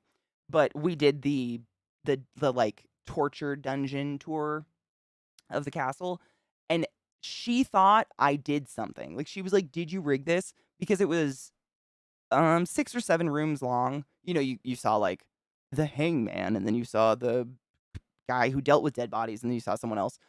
And every single room, they called me and made me come up on stage and be the tortured person or the murdered person or the dissected person. Every fucking room on cue. Actually, I was wearing the same shirt, which is weird. Um, it's just, I don't like it. Like, there's some goober in the front row, like, pick me! And I'm in the back, like, oh my god, oh my god, oh my god. But I'm 6 foot tall and I have blue hair and I can't hide. I don't get it. Is that what it's called, Mickey? That word. Noongammon? It was a beautiful neighborhood, actually. You're totally correct. I mean, gorgeous. Very beautiful homes, beautiful area, big trees, gorgeous. But the fact that those internment camps were up against neighborhoods who quite literally were being told by the media and their leaders that nothing nefarious was going on, and they trusted them until, human ashes fell on their head and whatnot. It Wow. If you ever get a chance to visit the beautiful country of Germany and you have the time, check out one of the World War II memorials. They are life altering. No, no, no. Oh, the camp. Oh, okay. Yeah, I don't remember the camp. The dock is. I mean, I think the city's Dachau, isn't it? The tour guide was probably trying to get your number. It wasn't. It was a different person each room. I'm not Erica. It was so weird. And this is just my life, though. Like, if there's a street performer, they will pull me from the back and make me come stand in the middle and do something. This is a funny story, actually. When I went, I was 18 years old. My parents took me and Joshua and Sarah to Mexico. We went to Puerto Vallarta because one of my mom's friends had a timeshare they couldn't use, so we got like a sick deal. So we went to Puerto Vallarta. We'd never been that far away, and me and my mom and Sarah and Joshua were just like walking around Puerto Vallarta, the city, like not Nuevo Vallarta, Puerto Vallarta, the real city. And there was a street performer, like a little, clown dude doing shit, calls me up, and I did not have blue hair. I had waist-length brown hair. I looked very goddamn basic. I was a basic bitch in high school, for fuck's sake. still 6 foot, unfortunately, calls me up and calls up another dude out of the crowd and gets me to sling him over my shoulder. I was wearing a mini skirt and a thong. My mom has a picture of it. It's just my life. If you're one of these people who calls people out of a crowd, can you avoid the 6 foot blue haired person in the background? Is all I'm saying. There's a reason I'm standing in the back, and it's not because I feel bad for short people. Please stop it. It just haunts me. Okay, so Lowell's is the second one. So these are your choices. We actually found out what it's called. Oh my God, Zoe, I love you. So the one you're looking for is called the Sound View Cafe.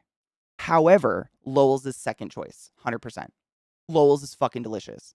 It's just a lot bigger, less of a chance of getting a nice seat by the window, you know. Fucking tasty though. Both are really, really good. Yep. Oh, dude, Alex on Fire and Sum 41. Oh my God, Sum 41. Is it still the original singer? He looked like he was on a whole lot of prednisone last time I saw a picture of him. It's a narrative that Germans try to tell the world. Everyone knew what was going on. Goebbels talked about the concentration camps in the radio in 1933 first. Oh, it's so scary. You can feel it when you're there, though. Like, it's not like the German people are trying to wipe it away or say, like, oh, we didn't know, so it doesn't matter. Like, they very much, they don't rever it, but they acknowledge it. And I respect that. Awkward skyscraper noises, same. I was 6 foot, but I was in Mexico. Everyone was wearing a miniskirt. Everyone. Like, it's Mexico during a spring break. I was definitely not the only person. I was easily not the most scantily clad. Explain the other 50 times, Mickey. Help. I'm not always in a miniskirt. I love you, Zoe. Seriously, who found it? Who found it in chat? Kaimo, were you the one that found it? Someone in chat literally found the name and we got it and I Googled it and that we figured it out because I think it's so like kind of secret. Oh, it was Kodiak. It was Kodiak. Thank you, Kodiak. We figured it out as a group and put it together so we could figure out the name. Seattle's a really fun place to visit. Unfortunately, it's a little less fun just because of Microsoft money and Amazon money. The city hasn't changed necessarily. It's just very expensive everywhere. Anything is expensive when you're in Seattle. Parking, water, walking, everything. It's a very expensive trip these days. And that's really sad. I hate that. Like once Amazon established itself there alongside Microsoft, like I'm not even just saying this is what I think happened. My sister confirmed it. She went to the law school down in Seattle and went to school with girls married to the high-end Amazon people and Microsoft people. Amazon and Microsoft bought up half the city's nice housing and just gave it to their employees. And so what happens is when a bunch of rich people live in an area, you know, people that like to sell rich people stuff will come place their business in that area. So like you go down Pikes, and Pikes is still pretty artsy fartsy. You know, you go in the basement, definitely the stores down there are just as cheap and old and crazy as they've always been. But once you leave Pikes, instead of seeing, you know, art boutiques privately owned by like a mom who just kind of got big selling some pottery, it's architects and Louis Vuitton and name another overpriced superfluous brand of something. Like that's Seattle now. Everywhere. It's unavoidable. Even on Capitol Hill, it's everywhere. And that makes me sad. Cuz that's not even a fun store to walk through. I can't afford the pottery either, but at least it was cool to look at. Yeah, Anubis, right? Yep. Seattle is not a cheap place to live. It is insane. They're like, it was so long ago when people finally when do people finally forget? And this tells me that these people do not understand what their ancestors did, nor nor why they should be ashamed of it. 100%, yeah. It makes me sad. The Burbs have a bunch of stuff to do. If you like wine and craft beer, go to Woodinville. Oh my God, I was born in Woodinville. Honestly, I told Zoe that because Zoe's here. She's in Seattle for a bit, and I told her I was like, depending on if you have a car, like there are so many places that are just like a 30-minute, 40-minute drive outside of Seattle that are exponentially prettier. I mean, if you've got $30, jump on the ferry. The ferry will take you to every single island. You could just ride it all day and we'll look at whales. and it's not Seattle. Like, you're getting out into, like, Orcas Island and shit, Whidbey Island, which some of those islands arguably are really cool to stop on. You can stop. They're really artsy. I don't know how else to put that. Very, like, bohemian little towns. Woodinville whiskey. Yep, Woodinville whiskey. It's a distiller. Do you call it a distillery? Whiskey's a distillery, right? Yeah. It's a distillery in Woodinville. It's great. Downtown, it's just like it's not for the everyday person anymore. Downtown isn't anymore. You're not gonna find anything but a Whole Foods if you live in Seattle. Does that make sense? There isn't a Safeway. You're not gonna find a Safeway or a Haggen's or a Wegmans. You're gonna find Whole Foods. I mean, you're not even gonna really find a gas station. I think there's one, what are they called? The drugstore. Oh my god, I just blanked on it. Wow.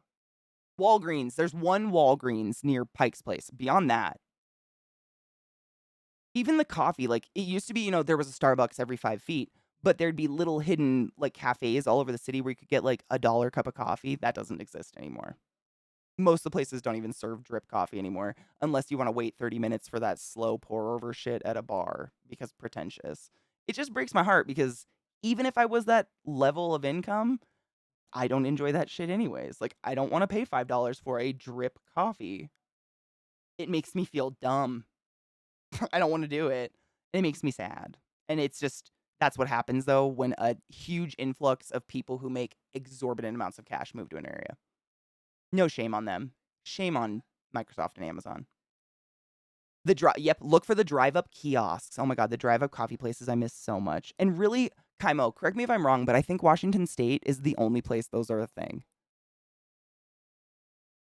I've lived so many places. Nobody has the little private little barista kiosks on the side of the road you pull off and drive up to a window, and it's one person in, like, a 4x4 cube that makes dank coffee. Like, those are everywhere in Washington.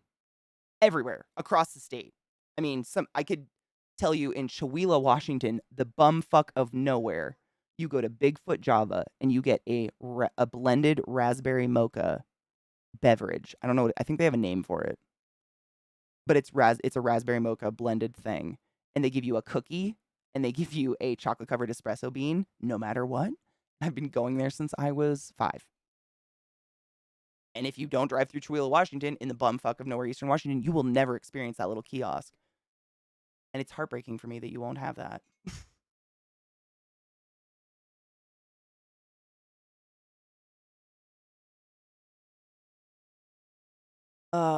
Whiskey or spirits, they'll pin you to the wall. Wait, who will? Oh god, I don't even know. I don't wanna say the wrong thing. Beer, fine. Wine, okay. Cider, sure. I love cider.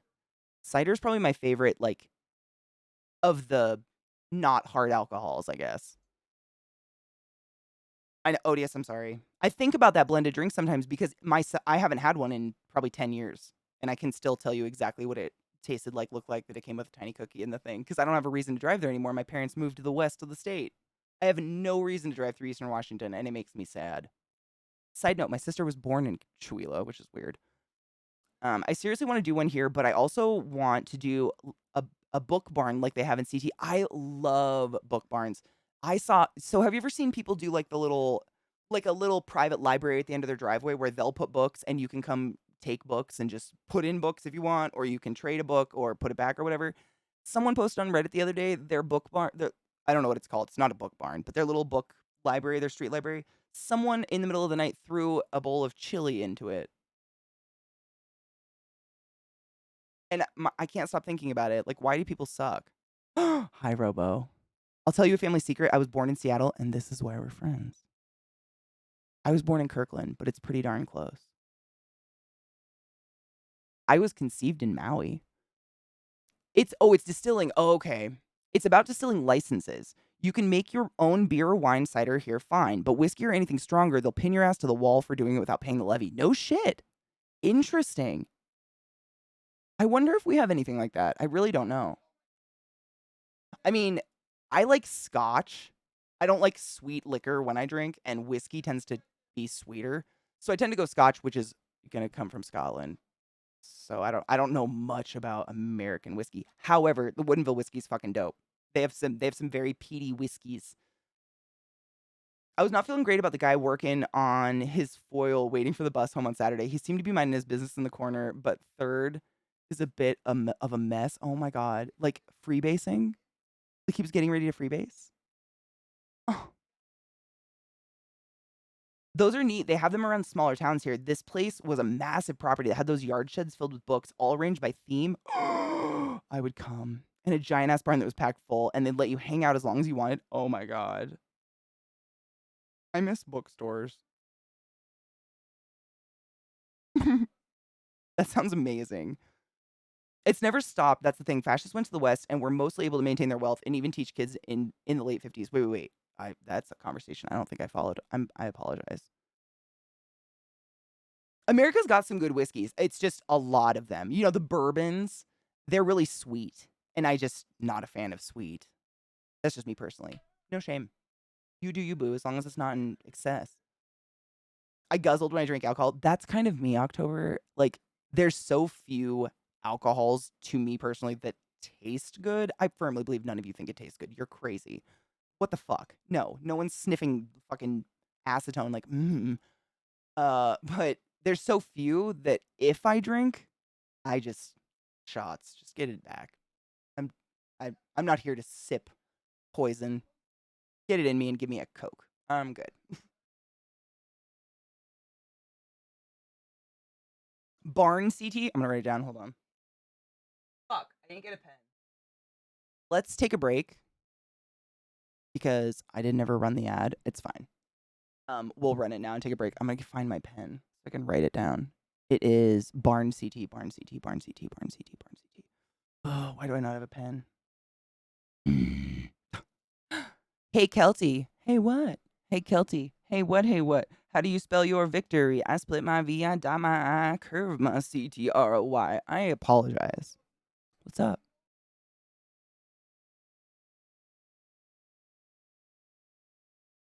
What kind of bourbon, Crispy? Wait, don't tell me yet because I don't have a pen. But when I come back, because I'm always down to try one. I don't think. I mean, it's just I think in my experience personally, it's just been mainly bourbons. I'm like, oh, that's it. It's almost like syrupy. Maybe that's it. It's not necessarily the sweet. It's like it feels syrupy, and I don't like to put ice in my whiskey. Like I just want to drink it. Yeah, let me know because I don't have it. I truly did. Hi. Oh man, fun story. I got a stinger right after singing that song on the bars when I was in 4th grade, and that's when I had to stop doing gymnastics because my gymnastics teacher made a meeting with my mom and told my mom, unfortunately, I was going nowhere with this because I'm far too tall. Hence the stinger. Oops. Stretch your dicks and get some water. I'll be right back. Satan. Welcome back, everybody.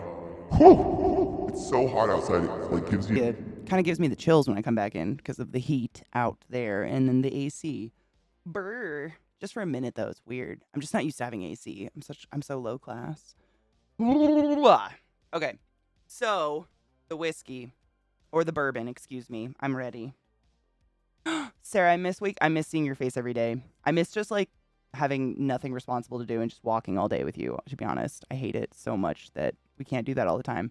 That being said, I have not stopped looking at flights everywhere else in the world, so save your money. Is that how you spell it? Bully it? Bully it? Do you pronounce it bullet?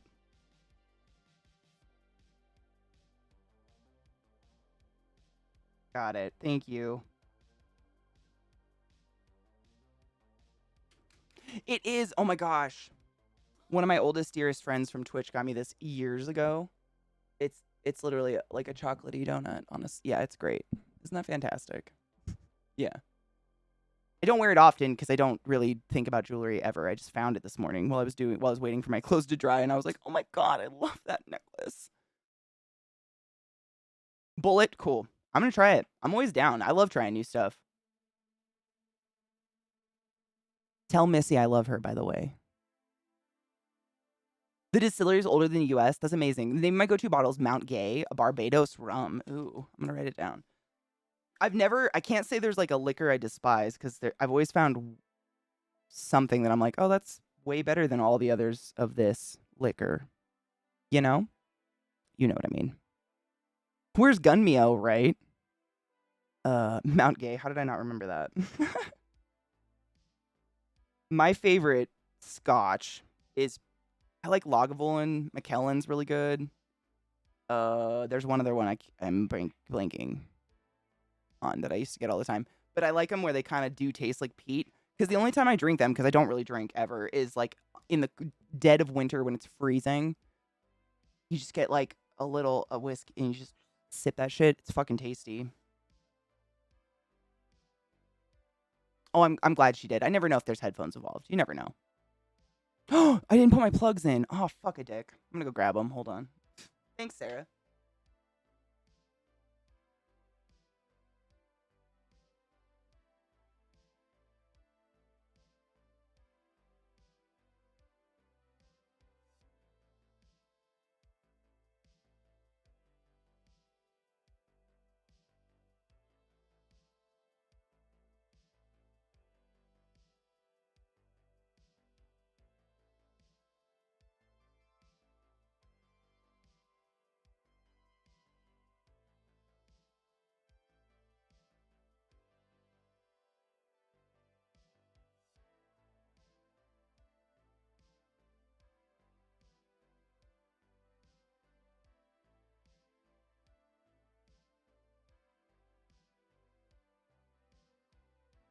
Anywho, what's up?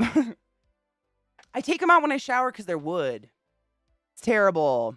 Dude, for real, Sarah, it's the worst. It's only when I wear wood plugs because if you like I've heard this is what I've been told is if you shower with them regularly, they'll swell. Like in your ear. The wood will swell. I know. If they were stone ones, I would just shower with them in, but they're wood and I get nervous. My go-to spirit of liquor is Jägermeister. Yes, I have. I'm mixed on Jägermeister because it kind of tastes like medicine, but sometimes it tastes like black licorice, and I fucking love black licorice. Like it just depends on what it's mixed with, I feel like. It's from 1218. That's so cool. I hope you don't take that for granted that you guys have something like that, because that's something I will never have. Jefferson Ocean aged at sea. What is it? Incredible bourbon, literally aged at sea. Oh, fuck yeah. I love that. I love when people put effort into like do something unique with booze. I think that's really cool. Jefferson Ocean aged at sea.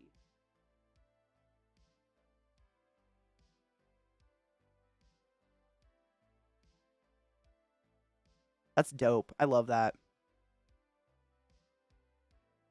Kit Penderin? Oh, it's Welsh? Hell yeah. I'm Welsh. A little. Probably. I did Mickey, were you the one who told me they're one of the oldest like peoples? So there's probably everybody's got a little bit of Welsh, right? I shouldn't say that. That's rude to the Welsh people.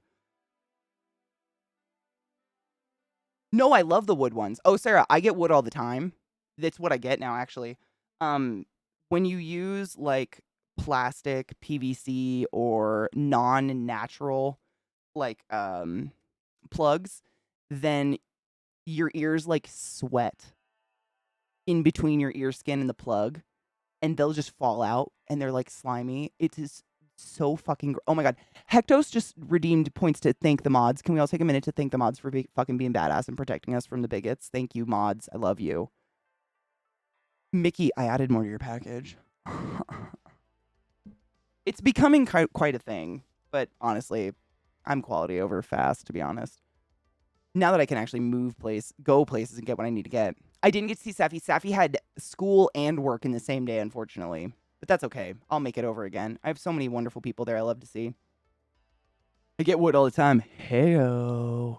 I do. So if you guys have plugs and you notice, like, you get that disgusting dead foot smell around your plug every fucking day, or it's like slimy, get a plug that is a natural, like a porous stone or wood, because the plug breathes. So then there's not that like area of no oxygen between your lobe and the plug, like sweating and building up dead skin. But you have to take them out when you shower because they'll swell because it's wood, obviously.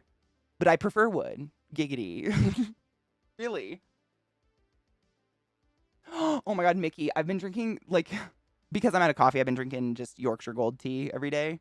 and I found one of the empty bag, the gold, the gold labeled empty bag, and I just opened it and huffed it for a minute. I just sat in the kitchen. I was like, drink the not as good tea. It was weird.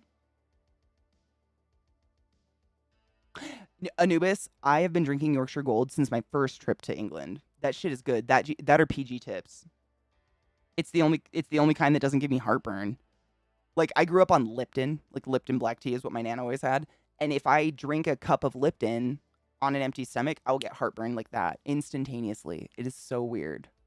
I don't know what Americans have done to ruin everything. Mostly powder. Actually, that kind of makes sense. They are quite dusty. What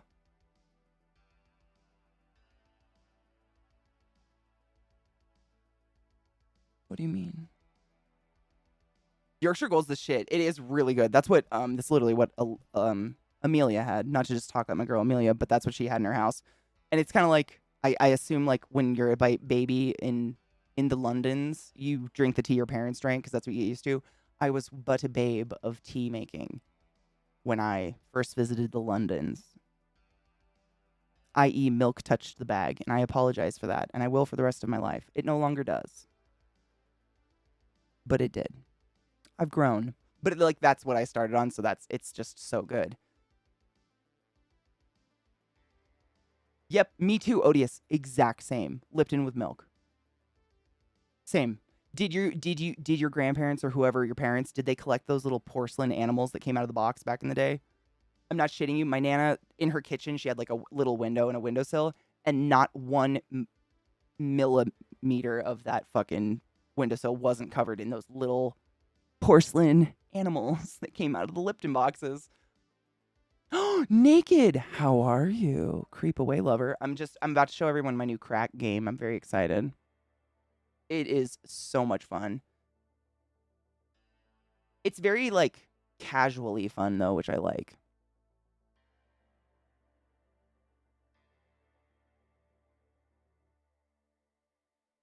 Around 95% of the people in the UK will agree Yorkshire tea is the best affordable tea. No shit.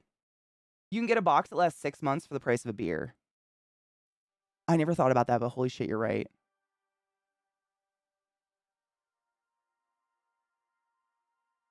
Or you can get an entire box of Yorkshire Gold for the price of a Starbucks drip coffee. One. Wow. That's gross and hits me hard. Not that I buy those things, but wow. When you put it into perspective like that, it's true. I get the box of like it's probably like 11 inches. I don't know. It's the big box of the Yorkshire Gold. And I dump it because it's just a cardboard box. So it's not like sealing it airtight. It's not a tin anymore. I have the jar from Nightmare Before Christmas that Sally like opens and pulls the deadly nightshade out of for the soup. I have that jar in my kitchen, and that's where all my tea is. I just stuff them in that. Hopefully, someone tries it someday. On Whittards? I don't know if I've had Whittards. Well, that's the thing, Mickey. In the US, it's really hard to find good loose tea. Like, unless you guys treat me to the wonderful things across the pond, we don't. Like, in really hipstery towns, you'll find like a tea shop where they'll have walls of tea you can pick from and actually buy loose tea. But for the most part, you can't. I mean, it's just not a thing. We're much more of a coffee culture, unfortunately, I think. I like coffee, but tea, I love coffee, but I love tea a little bit more just because there's such a variety. Like any time of day you can find a tea you like. It doesn't have to be like, black tea or whatever. I've Twinnings we have in the States, but I've never seen it loose leaf. Have you seen it loose leaf? Oh, I'll have to look. I've seen it bagged. I mean, that's my parents buy that too. That and there's actually a tea that's local to Colorado I found out when I moved here. It's called oh god, like Seasons something. Seasons Celebrations, I don't know. But they're like an organic, all natural tea, and they make like sleepy teas and herbal teas and stuff. And my mom is addicted to their chai tea. I mean, I don't remember a point in my life where there wasn't a box of that chai tea in our tea closet pantry. Oh my God, Mickey, I'm not even kidding you. On the 4th of July, because that was the Sarah and I were in London, we poured tea in our toilet.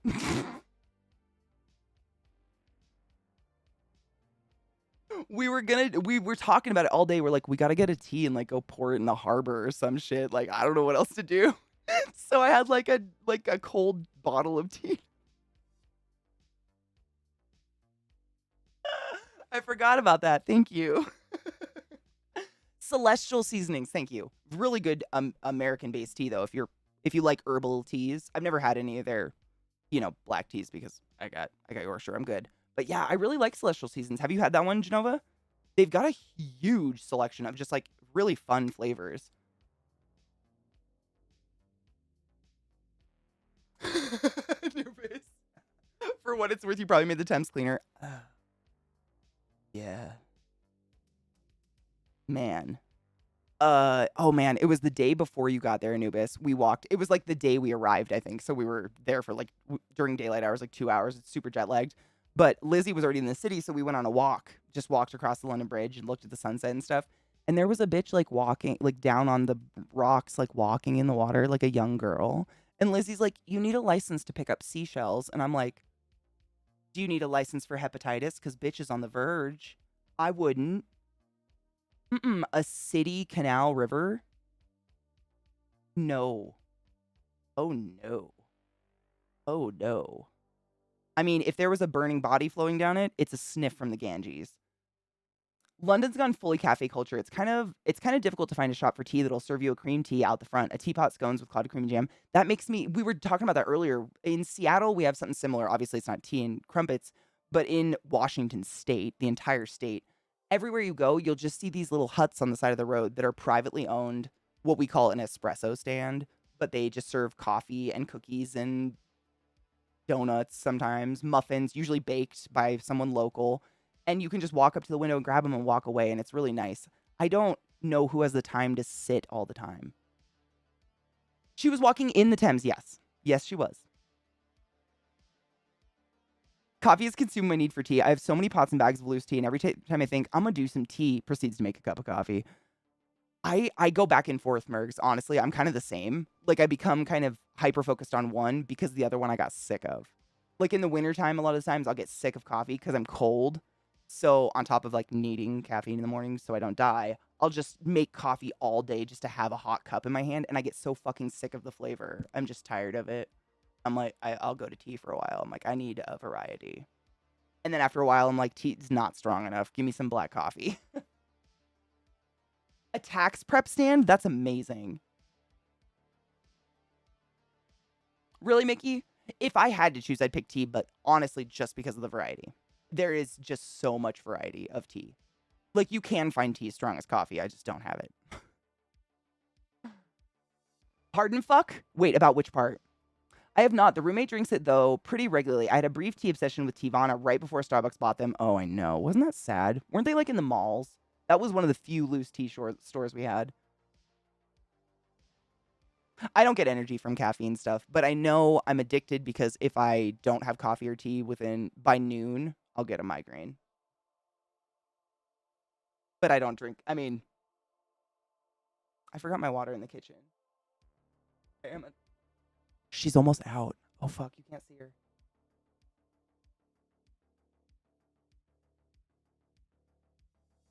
I think she's actually completely out. I told you it goes by so fast once she starts like moving.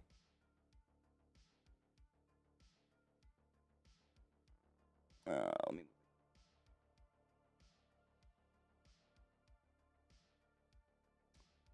So she's right here, and on the other side is her molt. She already popped out. It's crazy. It's like childbirth. Once the crown happens, it's like boom, baby.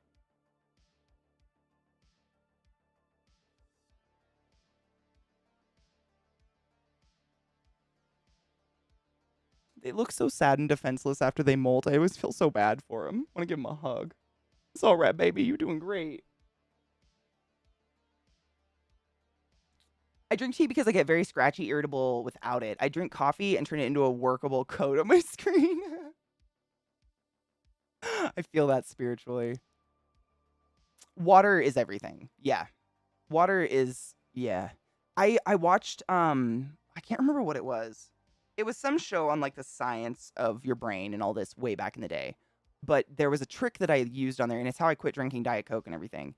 Is whenever you're thirsty and you go to the fridge to pull out a soda, make it just a rule. You have to drink a cup of water first. You can still have your soda, but drink a cup of water. I just completely forgot I had soda because it's a diuretic. Like, not only is it not thirst quenching, it's dehydrating you even more. And once you drink, like, literally, like a small coffee mug, like, just knock back a glass of water, then grab your soda. Once you knocked back that glass of water, you literally forget the soda's even there. I'd open it and it'd be on my desk till it was flat. It's very bizarre how you can fuck with your own head that way.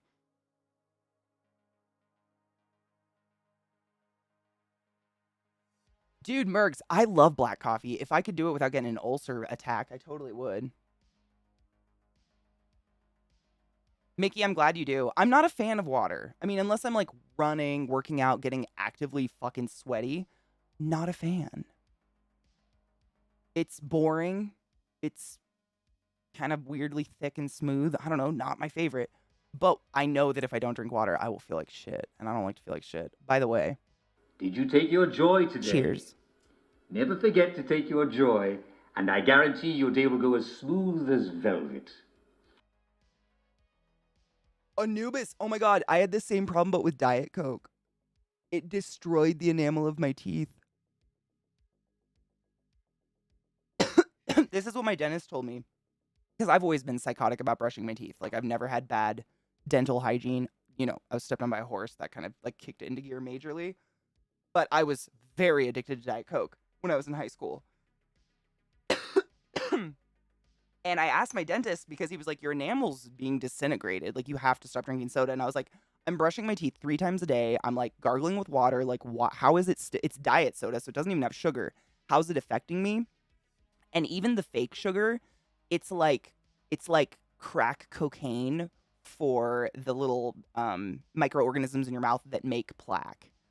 So they're there all the time, just waiting. So every time you took a swig of soda and swished it around your teeth, it was like fucking Mega Drive.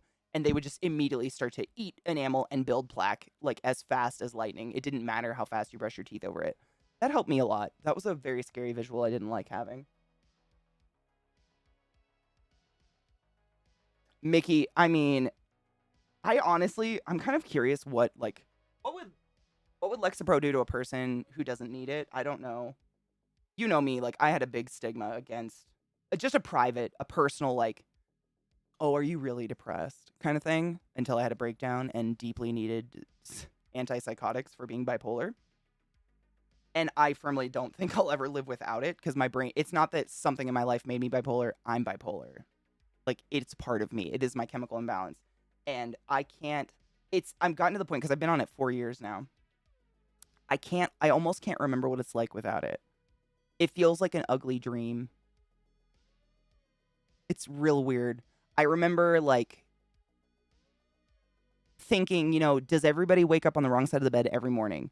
Like it's really hard to explain, but every day I would wake up and wait for, consciousness to roll in and sit there and be like, who the fuck is she today? Because nothing would have gone wrong, but I would wake up a cunt.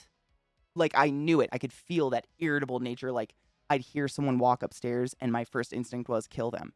But I want to beat you up. Who are you? Which sibling did that?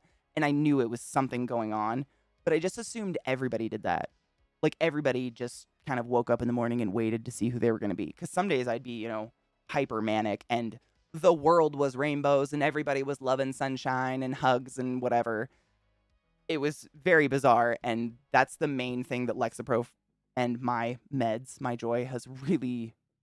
I don't have to like it's a part of my day that I just have removed, is that part of the day where I sat around tentatively waiting to see who I was going to be. So then I could adjust my behavior to try to bring myself back to normal so that no one around me thought I was crazy.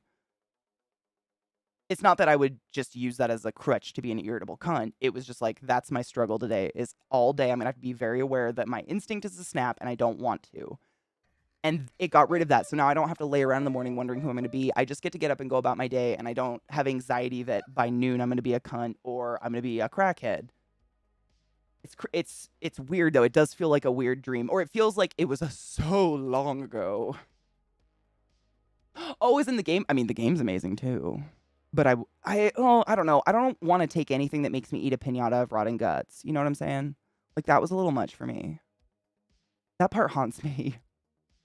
It was making me look like Fat Bastard from the Austin Powers movies with the amount of sugar in it. Oh my god. My face was really puffy when I drank soda too. That's weird. I wonder if it has something to do with that. Just that fake sugar. Water here tastes kind of frog turned gay, so I try to put some juice concentrate in it. We do that. We do well, Zach does it mainly. He does Crystal Light. There's a ton of options out there though that are like, you know, not stock full of gross fake sugars and stuff to make water palatable and you're still getting hydrated.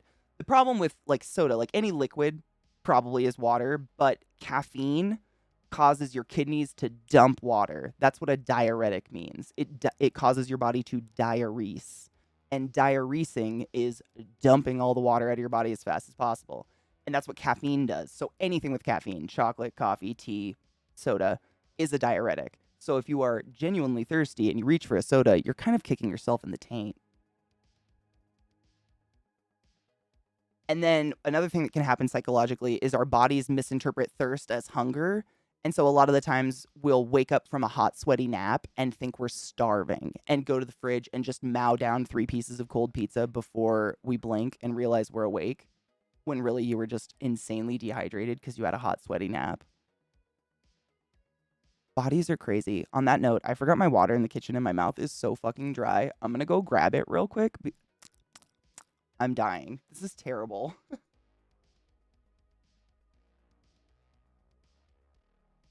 It would. I mean, that's true. As long as you had people around you could trust to not feed you rotting guts.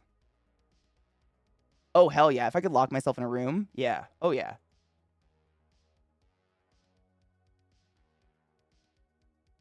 I mean, fluids are fluids. You're not wrong. But if you have an option. Here's a question. If you drink something that has water in it but also has caffeine, is there a butter zone of induced diuresis to water intake equilibrium? So it all has to do with what your intracellular and extracellular balance is before you drink that. So the way your cells maintain a nice homeostasis is that they balance the amounts of salts and water inside themselves with the environment around them, the extracellular fluid. So your cells have little channels, so certain molecules can go back and forth. They can go into the extracellular if there's not enough. They can go into the intracellular if there's not enough, always keeping a nice stable homeostasis, right? So say you're already very hydrated, you're probably going to diurese because your body's kind of looking for an opportunity to dump some water. We don't need to be swollen with water 24/7. Like that's not a good. We just need to be delicately hydrated. You know what I mean? Peeing and consuming and peeing and consuming. Um, but if you're the other way, if you're deeply dehydrated, meaning the salt content, i.e., mineral content of the intracellular and extracellular fluid, is lower than the water content, your body's gonna hold it. Like, have you ever eaten a really salty meal and the next morning, like, your fingers can't bend because they're so fucking swollen? Or for me, for instance, I can always judge by this ring. I'm not swollen today. I could fling this ring off my finger. Some days I can't get it off with soap. And I didn't gain weight. Like, you don't gain that much, like, actual fat overnight from one meal. That's water retention. And it's probably because I was super dehydrated already, didn't notice it because I drank a soda, then ate a really salty meal, went to sleep, and my body went, oh, fuck, and prioritized where water was going to be, which was holding it intracellularly. So it really it's a hard question to say because it really has to do with what your body's already doing, you know? Homeostasis.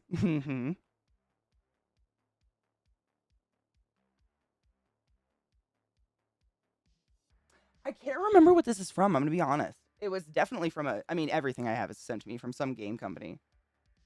But I cannot remember what this is from. I want to say Rune, but or Gothic. I don't know. It doesn't have anything, like, it's so anatomically correct they didn't even stamp their logo on it. I don't know who sent this to me. But anyone out there that wants to get me to play your game, like, just send me a disembodied part. I'll do it.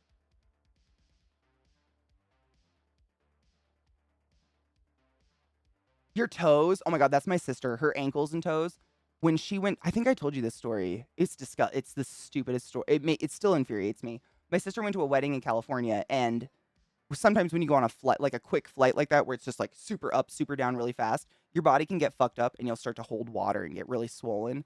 And my sister went to the doctor and he straight up was like, "It's because you're obese." My sister, y'all saw in the pictures with me this past week in the exact same shape. This was less than a year ago. And she went because she thought she had a clot. Like she thought, she was on birth, she has a IUD, which has hormones and stuff in it. So you never know. Like anytime you're on a birth control, you should be aware of, clots happening. Like what the fuck? Oh, I'm sure she cried. Any one of us would have fucking bawled our eyes out. Are you kidding me? I don't know what I would have done.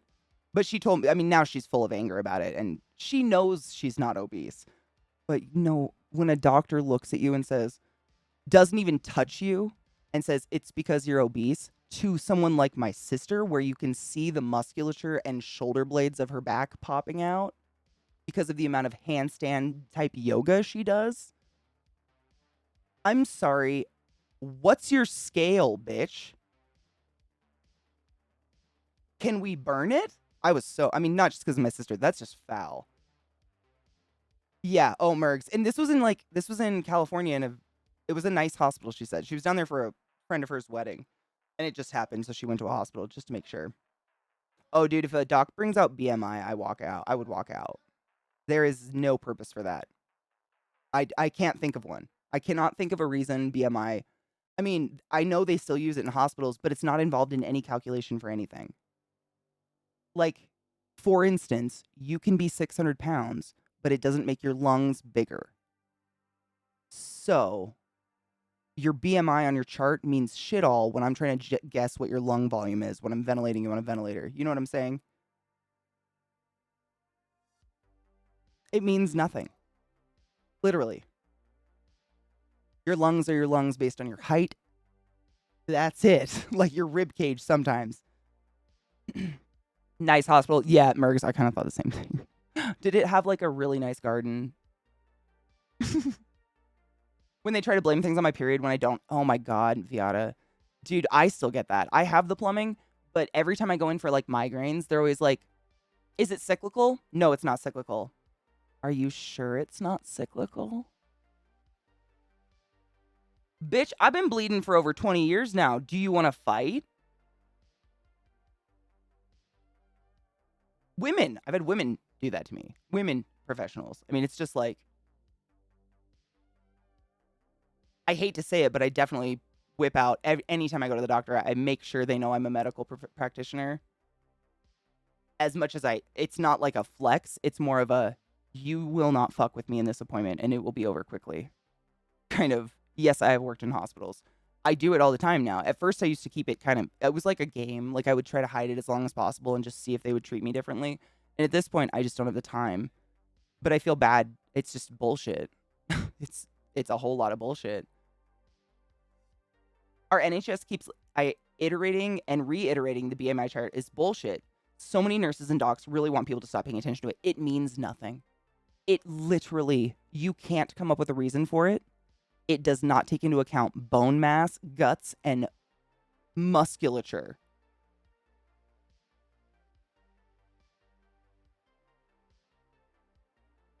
John Cena right now is, what's the term? Morbidly obese on the BMI scale, if not grotesquely obese, which are real words on that scale. John Cena right now is grotesquely obese on the BMI scale. I'm just going to keep repeating that until people understand how fucking useless, and it's just used for shame or for the fucking TV. I see it on weight loss shows all the time.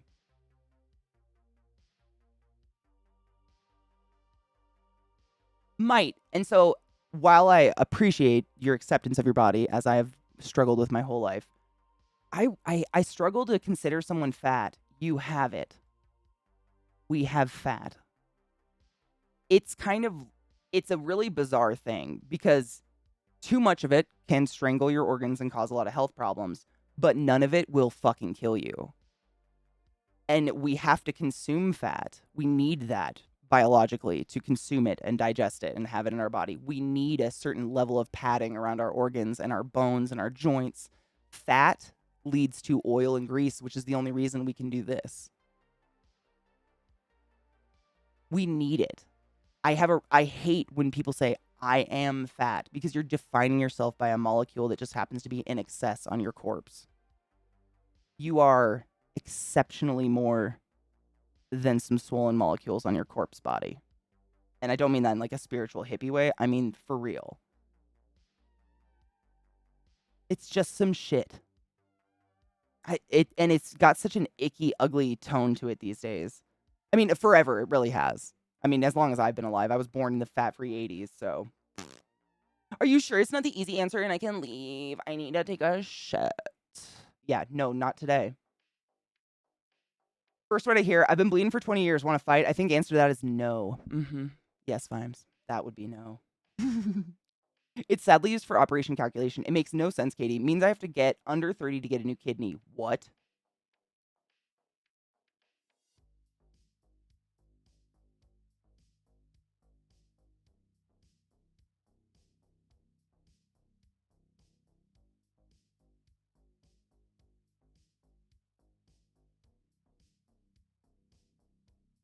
Mickey, that's disgusting. I mean, I first started really paying attention to BMI and how fucked up it was when my sister started dating a guy that was in the military. He was a Marine, and he is, I would like to kill him. He cheated on her, so we don't like him anymore. However, what they did to him was not good. It's not good to anybody. But the military as well, they only look at BMI. And this kid is 6'3" easily. He's taller than me, at least 2 inches, and just naturally like a Ryan Reynolds. And I still hate him. Very just built. And they were starving him essentially. Like they were giving him less food because he was not of a BMI they approved of. And he was like running miles every day trying to get his body to eat his muscles away just so he could eat some more food. It was so fucking fucked up to watch. And I mean, I don't care who you are. Being told you're too fat for something makes you feel bad. And watching this kid who you could see his abs be told he's too fat was weird. Surgeon uses it because they've heard it's a risk factor of complications, correlation, causation, and they're afraid of their statistics dropping. I believe that. I believe all of it's driven towards statistics. The crazy thing is like there's a huge population of people who are just naturally very muscular. And BMI, nowhere in that calculation does it take in muscle. So you could be John Cena and be turned down for surgery for a new kidney because on paper you're obese. That's where my mind's going. And that is fucked. That's fucked up. One of the weight loss sites which I fence it usually uses BMI to figure out an approx timetable by how much weight now, how tall I am, and what I want to weigh. And see, that works a little bit, but the problem is the more muscle you actually have naturally, you're going to burn more calories than someone who doesn't naturally have more muscle, and those don't take in any of that. So what happens is if that site is assuming your bones, fat, and guts, then it's going to starve you. And what happens is your body you can like be eating normally and lose weight. And it's kind of like, you can look at it like exercising. I'm sure you guys have known or heard about, there's like the happy heart rate zone where you're fat loss burning. And then there's the cardiac heart zone where you're working really hard. And you're working so hard that your body is using the quickest, easiest form of energy it possibly can, which is usually glucose if you're eating it. But if the website doesn't know your muscle mass, it's not going to give you the right amount of calories you need to be eating. And your body can actually start to store fat and eat muscle. This is the myth around, this is what people like to refer to as the starvation mode. That's not a thing. It's not real. Human bodies in general are designed to be able to starve for a large period of time and store up fat. We're mammals. That's what we do. Starvation mode isn't a thing, but your body will prioritize what's easiest because it thinks you're in a moment of chronic stress and injury because you're not eating enough and you're burning too many calories. Does that make sense? That's where I get fucked up on those, is they could effectively be making you skinny fat when you really already had like a really good frame of muscle going on, you know? It's like anorexics. A lot of people that suffer with eating disorders, even years after they've recovered and are doing great, will just die in their sleep of a heart attack because when you are not consuming any food, your body will start to eat your heart muscle. So then they have way less chance of surviving a stressful infarction or something later on in life because their body started to eat their heart. Your body can do really fucked up shit that if you don't know what's actually happening on the inside might look really great on the outside. Does that make sense? Just be careful. That's all I'm saying. Try not to trust gurus on Instagram and stuff. Don't trust me. Talk to someone you find that you trust.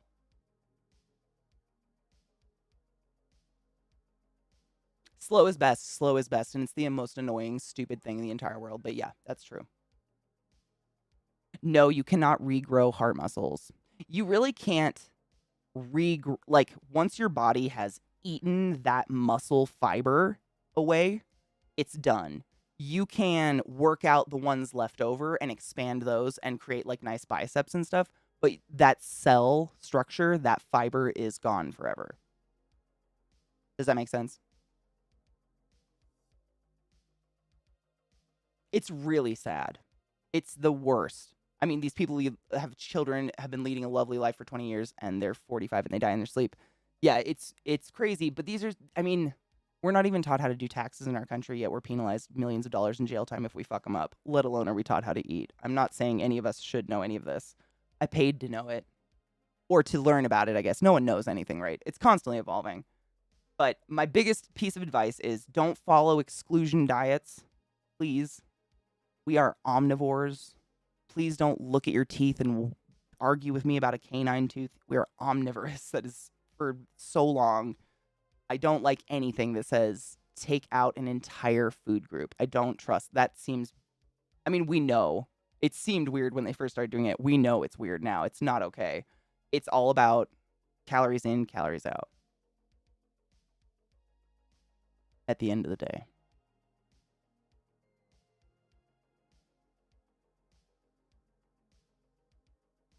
The Overweight Center, which is part of the NHS equivalent, which I live, still runs things by BMI on some things. And that's why, like, it's good. Like, if they're going to give you help, because I know you guys get healthcare and stuff, if they're going to help you, take the help, but also be your own advocate, do your own research, listen to your body. Like, if you feel like you are starving, you are. And it's not necessarily because you're not eating enough calories. It might be that you're eating 10 pounds of lettuce a day. Like, eventually you get enough calories of, well, probably not lettuce, but you know what I mean. You'll get enough calories of beans, but we need some eggs. We need some fat. We need some bread. We need like a little bit of everything. It helps the whole ecosystem of our digestive system make poop and poop efficiently so we don't get rectal cancer. You know? I don't like I grew up on diets, man. I got a lot of opinions about fad diets. Most of them, all of them are terrible. I think a lot of it is just like, and I know it's a luxury to say that, but taking time to feel your body. Like, it's not normal to eat a meal and feel bad. I know it's like a joke. We all have been joking about it. Like, oh, I ate that and I feel like shit and I'm going to pee my ass out tomorrow. That's not okay. And that's going to cause long-term chronic damage that in your 60s and 50s, right when you're about to, or 60s and 70s, when, if we can, you're about to retire and enjoy your life, you're going to get rectal cancer and die in 3 weeks. That's the shit that compounds slowly over time that we make light of now that is worth paying attention to now. You know? Paleo is, correct me if I'm wrong. I think paleo is like, it's like low carb, but not zero. Atkins was one where people were like, I can eat hot dogs all day. There's no carbs. Yeah. I'm a big fan of efficient pooping, Mary Bun. You and I are alike in this. There is nothing like not being able to poop. Be kind to your behind. Glut. Amen. Praise the holes. Seriously. Yeah, okay, so paleo, that's what I thought. Thank you. So paleo is just nothing processed, which I'm honestly, that's pretty much how I live. Which, if you're wondering, like processed, it's basically look at the original form of the food and look at, like, just guesstimate, like, how many steps did it take to get to that thing? And the more steps there are, the more processed it is. You know? That's it. That's all you got to look at. Because every time it goes through a process of any kind, what's the word?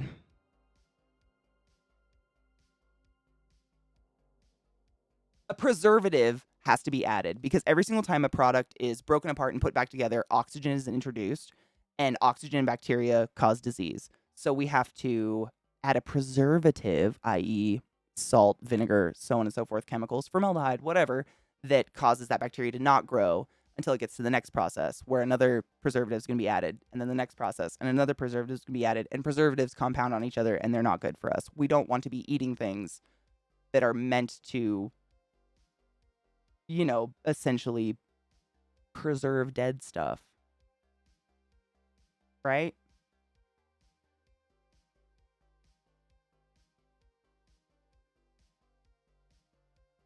Paleo is more raw.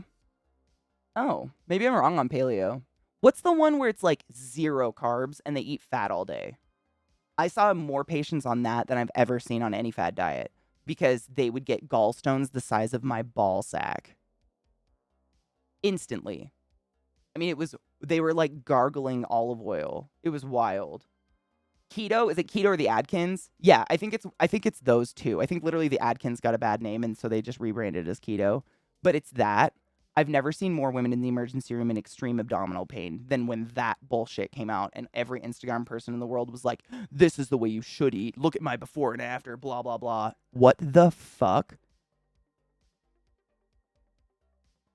How can they just tout that shit legally? I mean, it potentially could kill people. Probably did. I didn't see it, but it probably did. Oh my god, Ghetto, that's beautiful. Fucking TikTok of using lamb testicle instead of mozzarella in a caprese salad. What? No. Okay, I'm gonna take a break on that note. I'm sorry, what was that, Glut?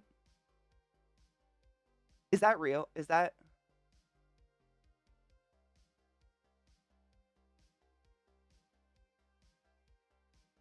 Keto is low special carb. Yeah, and it's like an elimination diet, right? Like you have to count your grams of carbs, which again, unless you're seeing a specialist who's going to caliper your body and figure out your muscle mass versus fat mass versus bone mass versus gut mass and actually tell you the amount of calories you should be eating any day is not really effective anyways. You have no idea. You're probably starving yourself, which you're going to lose weight. It's not going to be a healthy weight, but you're going to lose weight because you're fucking starving. I'm just curious. I wouldn't doubt it, though. I've seen so many people, like, just scrolling Instagram, I'll see a dude, like, eating raw liver. But he's fucking stacked. So the internet's like, I guess I gotta eat raw liver to get stacked. And you're like, oh, no, though. Oh. You can do anything if you put your mind to it. Okay, think of a new color.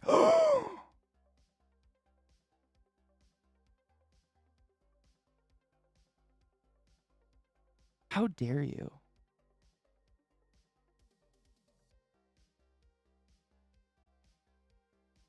Mantis shrimp can see a color spectrum we can't see, and for that reason alone, I will eat one day. Sounded like country music. Like some honky-tonk shit. That was weird. Oh, thank you, Kills. I forgot we could do those announcements. I'll read it out loud. I saw this posted literally right after I hit the add button. So wondrous holes. I love you guys. So this is a warning. Apparently there's a weird scam going around with whispers. So just like ignore whispers unless it's someone you know, which is a general rule I follow all the time. I'd like to warn all the beautiful holes that scams are being whispered throughout Twitch about crypto. Please don't click any links you've been whispered and please report them. Boosh. Apparently a couple have already been reported by Jack specifically, but that's gross, icky shit. So just be careful. Seriously. And if you're watching any other streams who are unaware, maybe let the streamer know if you guys are tight and they're cool with you posting something like that, because I would be. I don't want you guys getting fucking scammed in my chat. Fuck that. Even if it's a whisper I have nothing to do with. That's not okay. That's not going to happen here. Did you get 2 of them? I haven't had one yet. I wonder if they don't do it to the streamer. That's so... don't click those, guys. Even if you're into crypto, I'm not anti-crypto. I just don't fuck around with that shit. That's some creepy shit. Side note, I started a new book before we start this game. Oh my god. Has anyone read this series yet? It's a 3-part series. My sister's already read it, and she talked me into getting it when I was at the airport, and it is fucking wrecked me, and I'm like this far into it. Barely. And I dog-eared. Don't look at that. Where the fuck is my bookmark? Ew. I probably read it outside with the dogs and didn't think. I hate that. Oh my god, Murgle, dude. This is a new phone, and I fucking love it. I got it because it was on sale. I love it, Sarah. Oh my god, how do I tell you what part I am without spoiling it? She hung and was sad. This is the new, well, it's not new, it's the flip something. I fucking love it. I got it because I got a $400 rebate for buying it, which gave me a free phone bill for a year, which was great. Dog earing books, right? Oh my god, it drives me nuts. It breaks down books so fast. Now it's got a luggage tag. You know, my sister was almost a librarian. Before she went to law school, she was going to go to get her master's in library science, which, by the way, is a very serious program, and you get paid bank. I had no idea. She almost did it. We love books. I have a lot of classic books. Don't buy a physical book if you're just going to fucking abuse it. Oh, thank you, Glut. I've been trying to open it. Oh my god, it's real. It is. Okay, this is a great... So we're going to play Rogue Spirit. Right before we play, we're going to watch someone make a salad. Keto. I don't want to watch it. Yes, Sarah. Yes. It was hard. Like, I literally read... Oh my god, what is she says, "What do you live for? I live for you." And then she kisses him and says, "My dear, you must live for more." I fucking bawled, and I read it out loud to Zach, and he was like, "What? I don't get it." Dead. I'm just moving my chat so I can still see you guys. Boop, boop, boop, boop, boop, boop. All right, watch this. Oh, I can't. It hurts me, Glut. Is there a sound, probably? Yeah. Why wouldn't there be?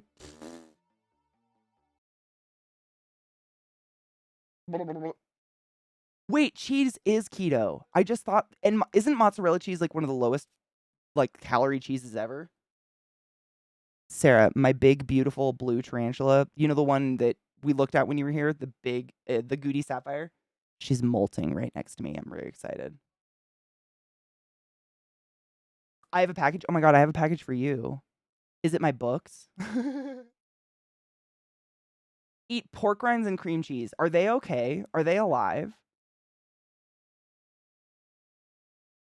Then I will proceed to T-pose outside your window until dog ear your book. I would too.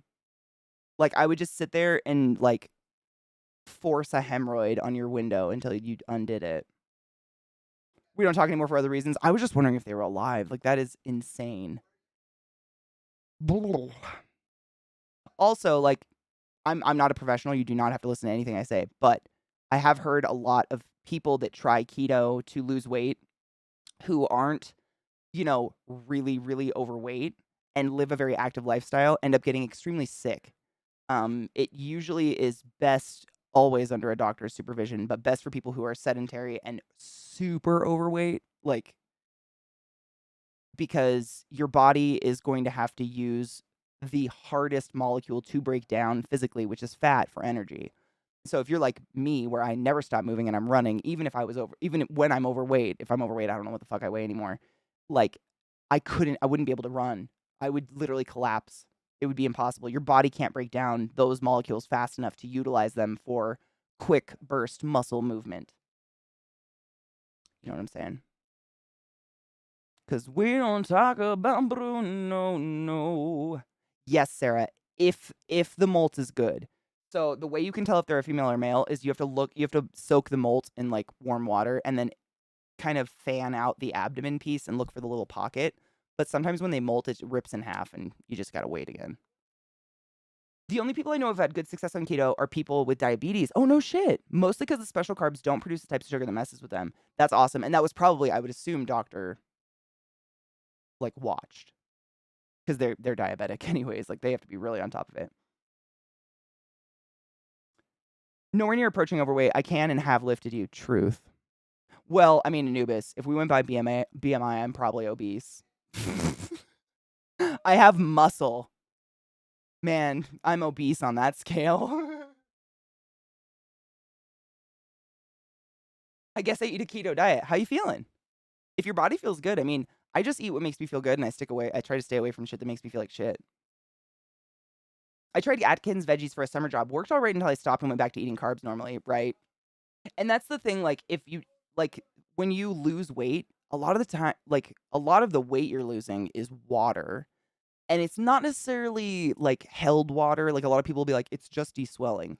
But your fat cells, like the actual bingo wing cells, are the most hydrophilic cell in your body. So the number one place that water goes when your body chooses to store water is into your fat cells. So as you work out and you lose weight, those fat cells start to shrink, but they don't die until extreme long time after that. Like Anubis was saying, like slow chronic abuse of starving those fat cells, and they will eventually die, but they stick around. So the moment you go back to eating something they like, they're like, because they didn't die, they just reswell. According to BMI, I'm supposed to be dead, right? Like if I don't weigh myself because you guys know I get dangerous with numbers, but if I did, I guarantee I'd probably be obese because I have muscle. I work out, God forbid. And if you have any sort of musculature, it counts it as fat. And so if you have fat and musculature, you're probably obese. It's just bullshit unless you're under some special doctor program, whatever. Please don't look at BMI or judge your worth by cells on your body. Right, Mike? It's such an insignificant thing to define ourselves by.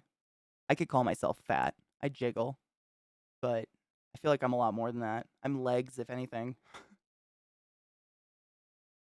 Oh my God, Sarah, I told the people the story of the obese doctor.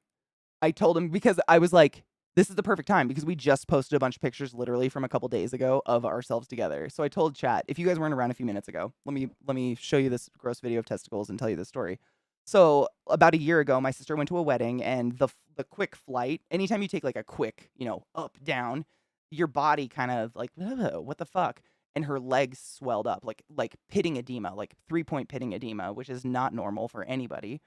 And so she got scared because we're girls and birth control can fuck with your body and give you like blood clots and kill you. So she was like, you know what? I'm going to go to the hospital and check it out, make sure it's nothing serious and it's just weird water fluctuations from the flight. The doctor, first off, looked at her chart, looked at her, and did a shocked look.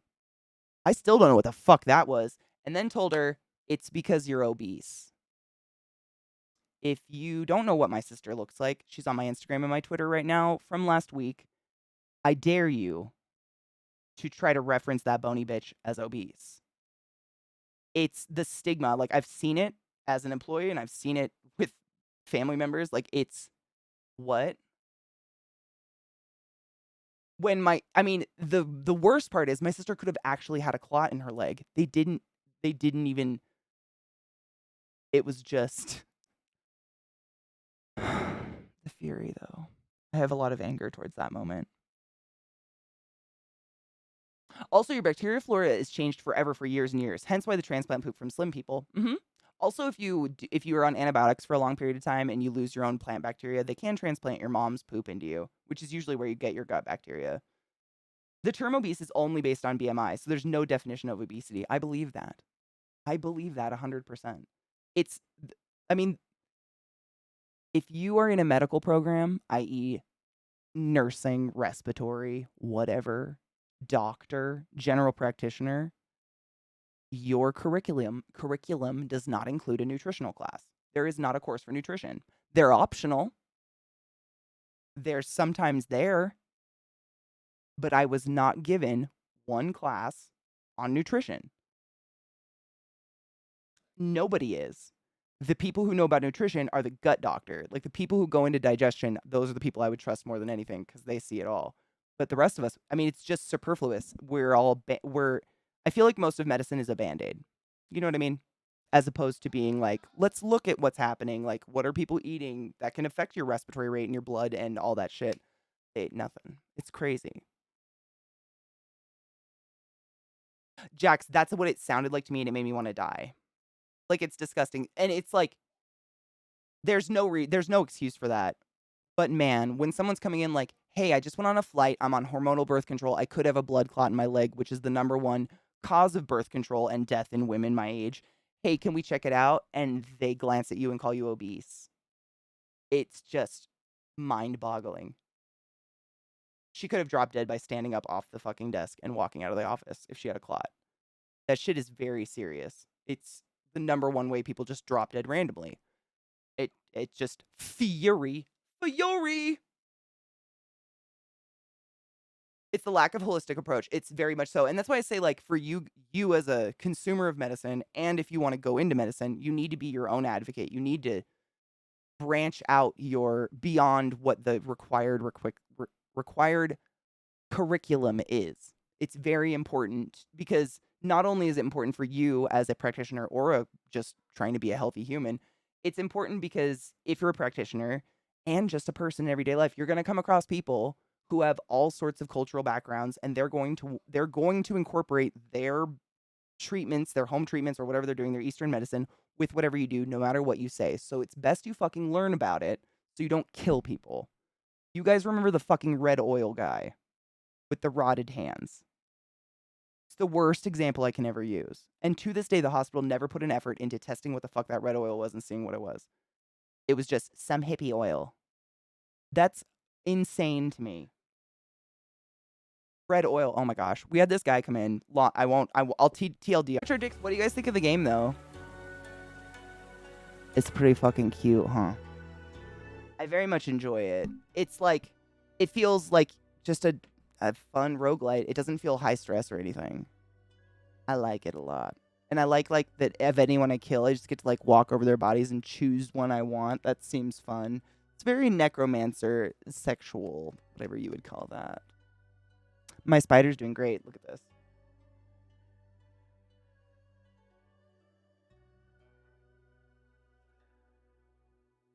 So remember I said that once she molts, she needs to like stretch her body. That's what she's doing. So she's already got out of the old shell because once she cracks it, she's out fast. But now she looks like a banana. She's like on her belly, just stretched out like a child or like a sploot, like a bulldog sploot. That's what she's doing.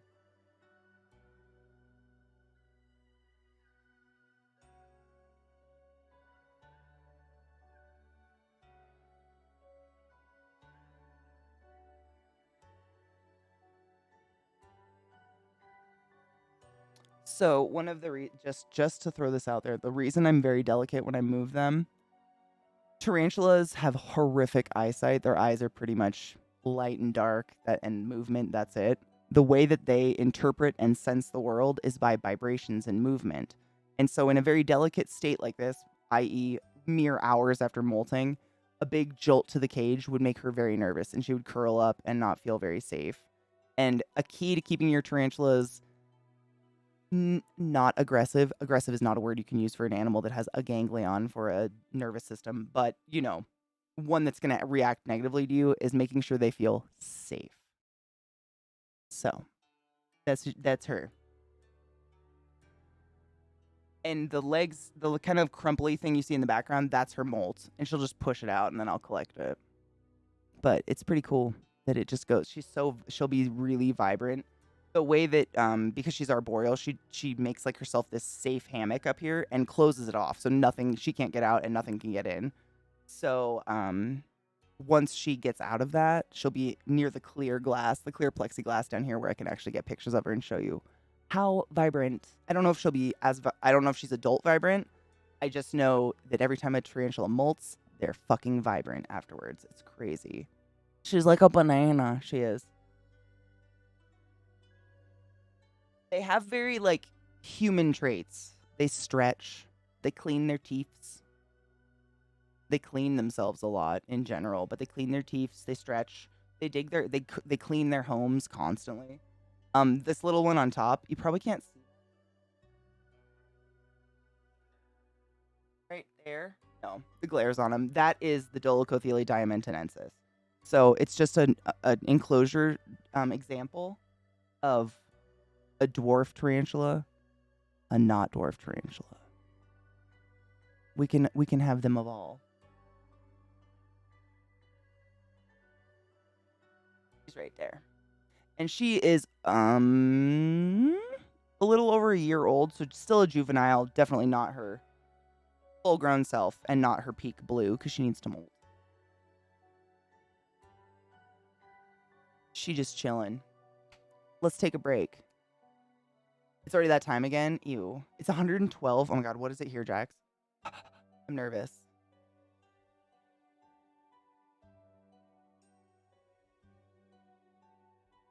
$98. It's human body temperature outside. Why doesn't it feel good? If I'm human body temperature and I walk into human body temperature, shouldn't I feel at home? Shower thoughts. Edible cookie or white chocolate square? Have you eaten today? Or I guess, have you eaten in the last, like, 4 hours?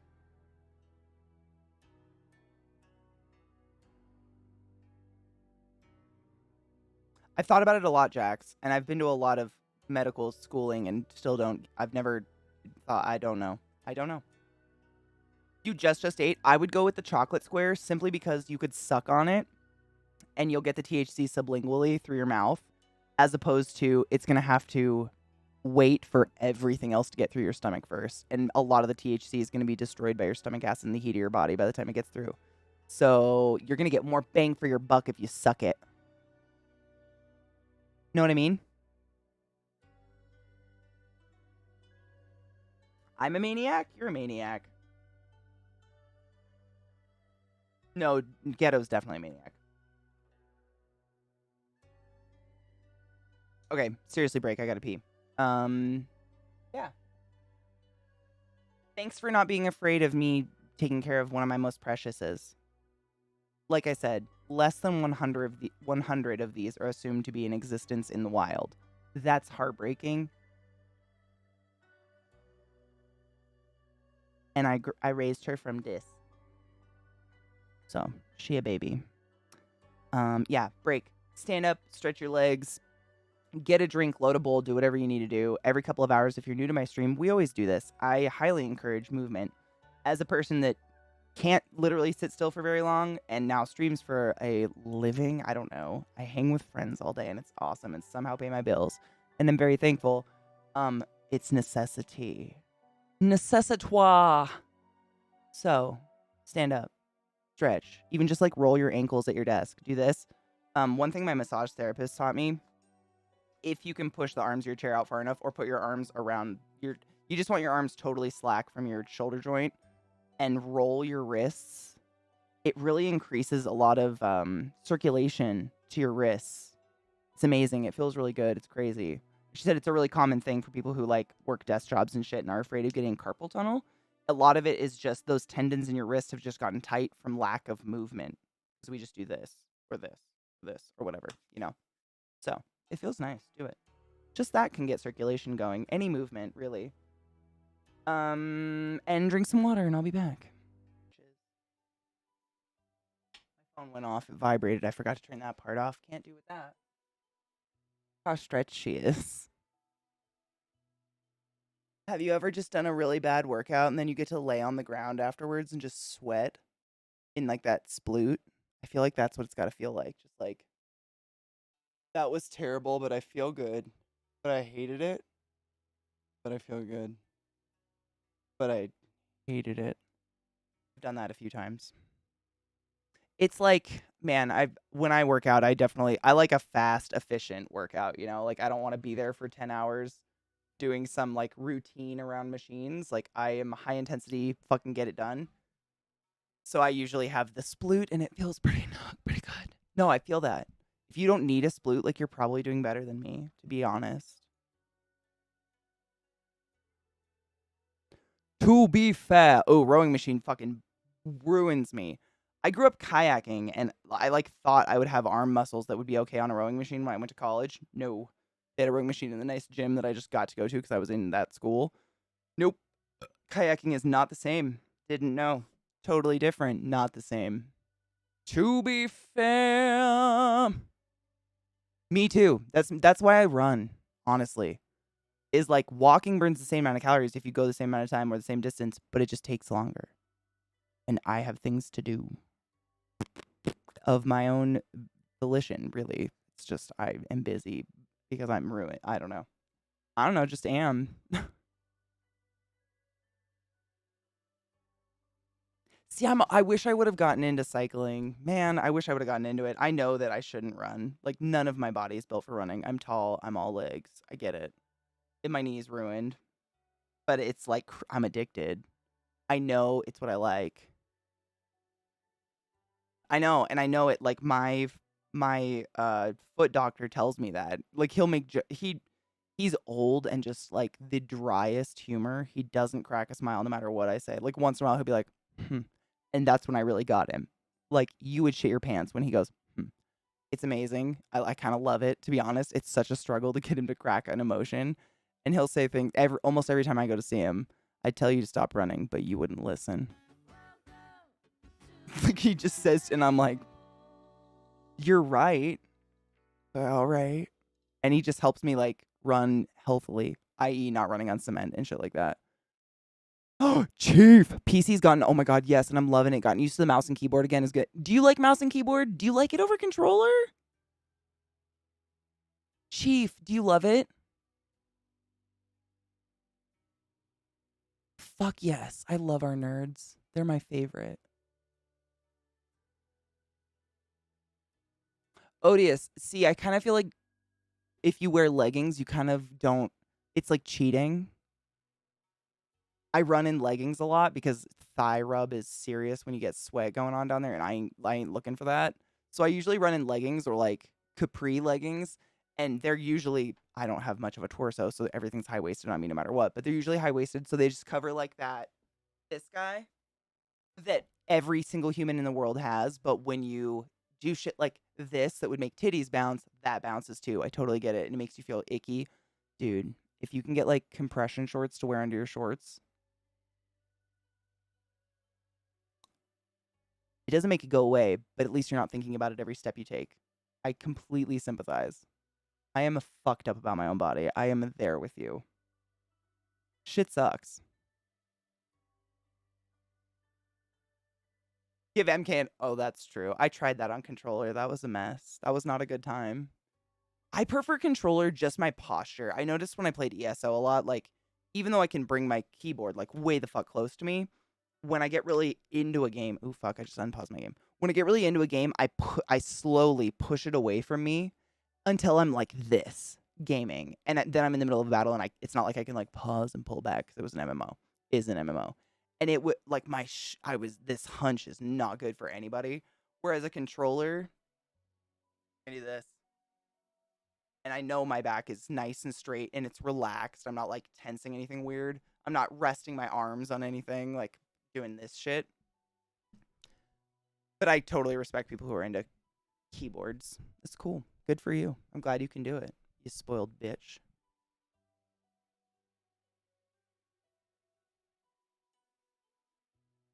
Aw. Oh my God, Mickey, the amount of times I have slammed my head into a tree branch that a runner like 3 meters ahead of me just glazed by and I don't even think about it. I just assume everyone's my height. I don't, unless you're drastically shorter than me, I have to do this. I really don't notice. I just think everyone's my height. So like I'll just subconsciously see the person in front of me clear it and I'm like, okay, schmack. What in the fuck? Who lowered it? Jesus? All the time. Not so much here because there are no trees. It's a desert. But in Bellingham in Washington, oh my God, constantly. It was terrible. It was a bad time. Wearing tight clothes under my normal clothes while working out feels like armor. 100%. Yes. It is such an armor. Yes. It like takes your mind off of everything that is an insecurity while you're trying to fucking just get healthy and feel good about yourself. 100% agree. Yes. I am so for compression wear. Like, granted, Under Armour is stationed in Baltimore. I might be biased, but Under Armour is the shit across the board. They're the best. I have some Under Armour shit that has lasted a shameful amount of washes, but the stuff works, and it's like you're not wearing Spanx. It's not designed that way, and it's literally doesn't look like Spanx or anything like that, but it works like it.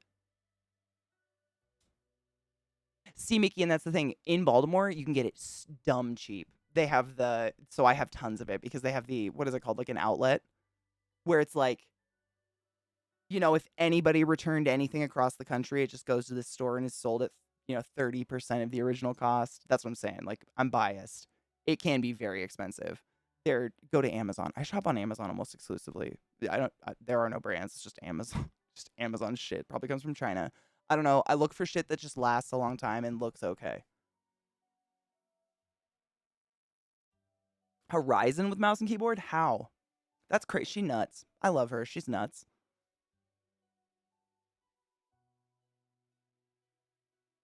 Under My Armor, it does feel like armor.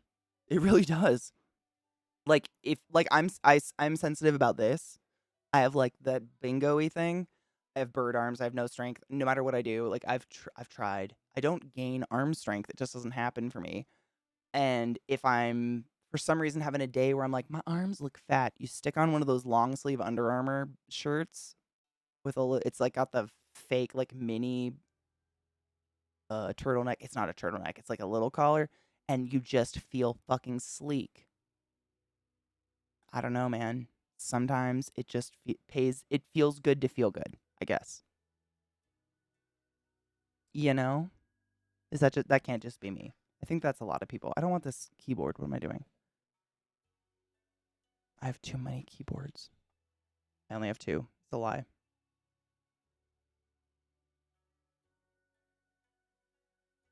Right, beautifully? I feel it. Like I wish that shit would have existed when I was in high school. It really, or maybe it did and I just didn't know it existed. I felt very insecure because you had to wear school uniforms, and when you're tall, nothing fits, and it just, oh god, every school uniform I had was like triple XL because nothing was long enough for my body. So I just was like, oh my god, why? It was such a strike. And now that I'm an adult, I realize triple XL and medium doesn't mean shit. Depends on what the brand is you're buying. Sometimes I'm a size 4, sometimes I'm a size 20. Doesn't matter. Things aren't real. There's no regulation. Cheers to maybe someday. Sports corsets, they kind of are. For real. And like they're not making any problem that you are insecure about go away, but it can help like just get you out there to go work out for the day if that's what's keeping you inside, which I completely sympathize with. That can happen. Insecurities are totally legit. Me too, Mickey. Oh, it's a joke. It's seriously a joke. I mean, in pants, and that's the thing that boggles me because I have an ass. I have pants that are like 10 sizes difference, and they fit me exactly the same. And they are women's, like, marketed to adults, I guess I should say. And I just, I don't know. It's like guess and check. But I think that's across the board. I don't think that's just women's clothing. Like, all clothing has its issues. For us, it's pockets. Mainly is my biggest gripe. But really, like, a standardization of sizing would be very nice.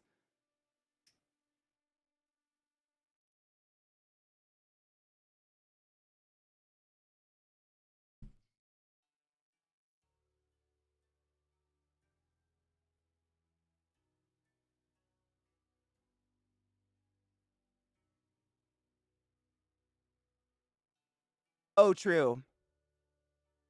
No shit, they did have them when I was in school. They were called sports courses and support bands. No shit.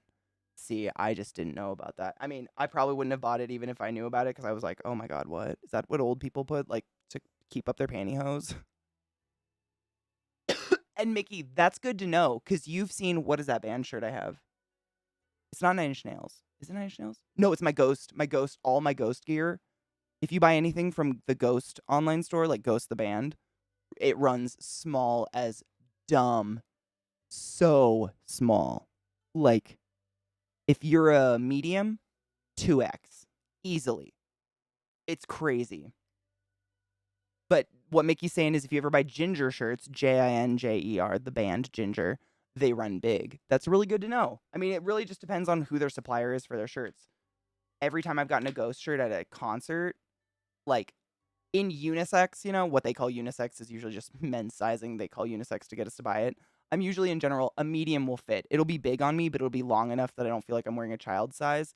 I got a Ghost hoodie and a t-shirt in adults, and they are literally comically child sized on me. I still wear them, but was not the effect I was going for. My spood's all stretched. I was just checking. Anyways, group just go into different like markets and stuff, and people would just, because they want to make room for someone else in the store that will buy things, would just start to push me out like, nothing here will fit you. That's what I got a lot. Because I'm a foot taller than literally everyone in existence. Like, I don't take offense to it at all. I get it. But they would like hug you and love you and kiss your cheeks. Nothing's here is going to fit you. Nothing here fits you. I'm so nothing here fits you. In Italy as well. And it's just, I'm tall. I get it. I wasn't going to spend money, so I don't take offense. Like, I don't buy shit. It's fine. They can probably see the pore on my face. You were in an accident? Shut up. Why am I like this? I don't know. I assume the reason's Latin and hard to pronounce. Oh, cheers to that. I think we can all spiritually identify with that. Snack isn't. I know. And Snack molted, like, right before I went to London. Still not, no hooks. Which makes me feel like Snack's going to be a big boy. I mean, Azula's chunk. She's behind me. You probably can't see her. Azula's, she's, if you guys don't remember, when I received her, we opened her little thing on stream and gave her enclosure and everything. She's the one, I believe, that she crawled out of the Tupperware onto my arm. I could feel how heavy she was, which is very uncommon with tarantulas. They can get very big, but are usually like feather light. It's crazy. And I felt the weight. I was like, oh, you are a bitch. Like a heifer. So maybe he's going to get a chunk. I don't know, man. But no hooks yet. But when it happens, you bet your fucking ass there will be a planned stream, very special and announced, where we will just watch it until it happens. Or they kill each other, one or the other. Because otherwise he just dies and it's sad. Yeah, she was the one that, like, fast as lightning, came out and was like, up my arm, and Stream thought she was going to get away. I thought she was. It was very scary.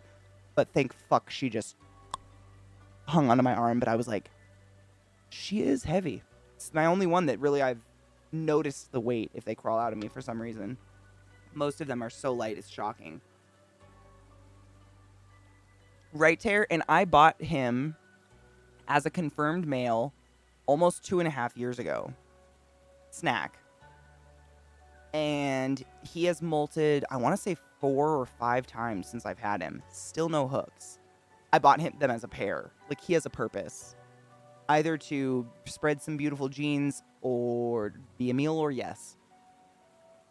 It is, I know. It's weird. And I've had, whereas I did have 2, one of them's still alive. I have a pumpkin patch tarantula. Molted out as a male over a year ago, is still totally fine. Very skinny, very skittish, and nervous, but eats and drinks and is fine. And then I had the Kylobrachys.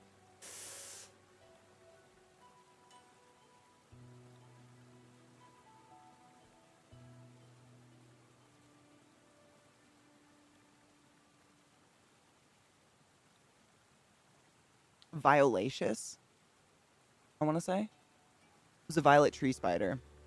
I want to say it was a Kylobrachys violaceous. Can't remember, have to look it up. But that one molted out to be a male. Literally, I shipped it to a breeder, and he like got weak and almost died before he got to breed. In a couple months. I don't know what it is. It's crazy. Oh, I thought because of you gestures to indicate fat man. Stop it. My buddy like laughed and said, nah, I'm lazy and like to eat. That's beautiful. Oh my God. I love it. I mean, I don't take offense to it either. I honestly appreciate honesty. And I'm not going to spend money, so you're totally right in letting someone take my place in here. I'm looking. I don't know, Mickey. I always keep my eyes out, but I haven't seen any that actually, fucking A. Kills just sent me one today that looks so pretty. I'll tell you the name and you can tell me if it's real. It's really pretty. they're, you know, defining. I wouldn't say they're discovering, but defining tarantulas all the time. But I don't ever want to be a hoarder. But I did ship off 5 males, so I'm 5 less than normal. And I gave them away for free. They were going to die anyways. And I didn't have any females for them. I felt like it was the right thing to do. Is it 420? Oh my god, I have my bong. Twitter. Cheers. Happy 420 lovers.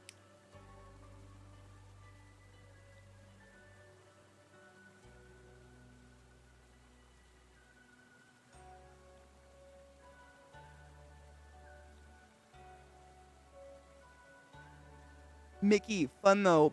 Right before you got here, I don't think you were here yet. I showed everyone one of the ladybird spiders, the females. She was out mystically. Like, she's never out. You know, they're nocturnal. And she is literally, like, so fat. So fat. Like, clumsily climbing the wall fat. It was hilarious. Out. Well, not out of her cage. Like, she was spinning more web. You know, out and about during daylight hours. Which is uncommon for most spiders to do that. I think she's going to molt. You know how, like, they can't really... You can always tell they're going to molt when they can't climb very well.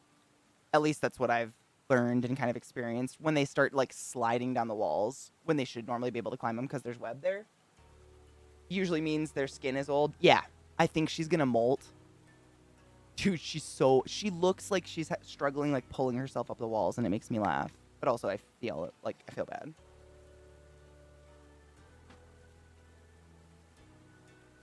I'm going to grind up some higher strain. She is a chunk. It's so weird. I mean, I think I've shown you this. I know I've shown chat. But I have three females. I originally had 6. 3 melted out to be males, unfortunately. So I have 3 to this day that have survived. And I was sold 3 Eresis walcaneri, or however the fuck you say that. I believe Mediterranean-ish Greek word or name. And one of them is that big. They were all shipped to me the size of a grain of rice. One is this big, one's this big, and one is this big. They all look the same. They've all had the exact same diet, exact same environment, but they're obviously very different. I'm excited to see, like, because the thing with females is they don't usually get the coloring that identifies the species. It's usually the males that are really easy. So I'm like, fuck, what are they? Dude, Mickey, for real, I would love to see the wild ones and compare them, especially size-wise, because I just don't know. Like, they have had identical lives. I take very meticulous care of them. That feel when the edible starts giving you chill vibes, but you have a concert to be like, oh, dude, you're going to have so much fun, though. I'm grinding up weed because it's 420. Oh my god, are the males really tiny? One of mine was. One of the males that molted out to be male, because 3 of them did, was probably half the size of my pinky nail. Like, hit the bulk of his body. They don't have long legs, so it doesn't really matter. But he was real small, and then another one was, like, easily the size of my entire pinky nail. And their spots were mildly different, but the categorization and classification online is so not, you know, reliable, consistent, real.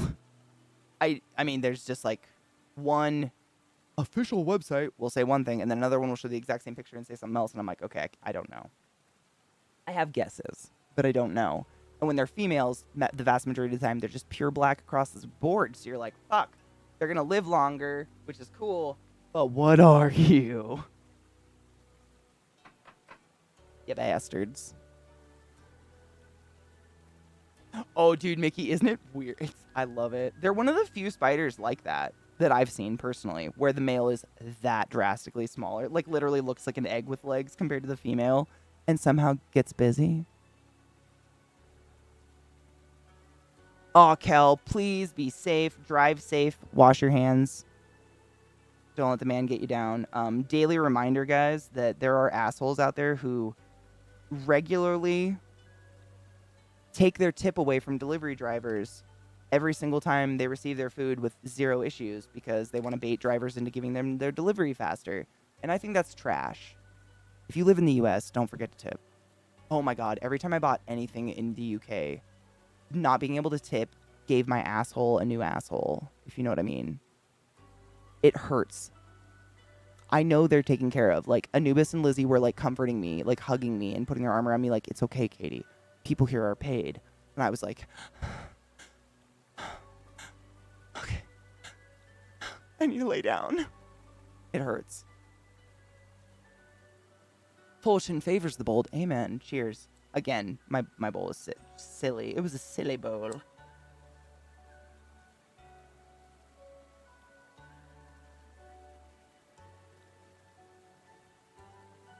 I mean, Mickey, they're gonna die anyways, so like maybe that's their mentality.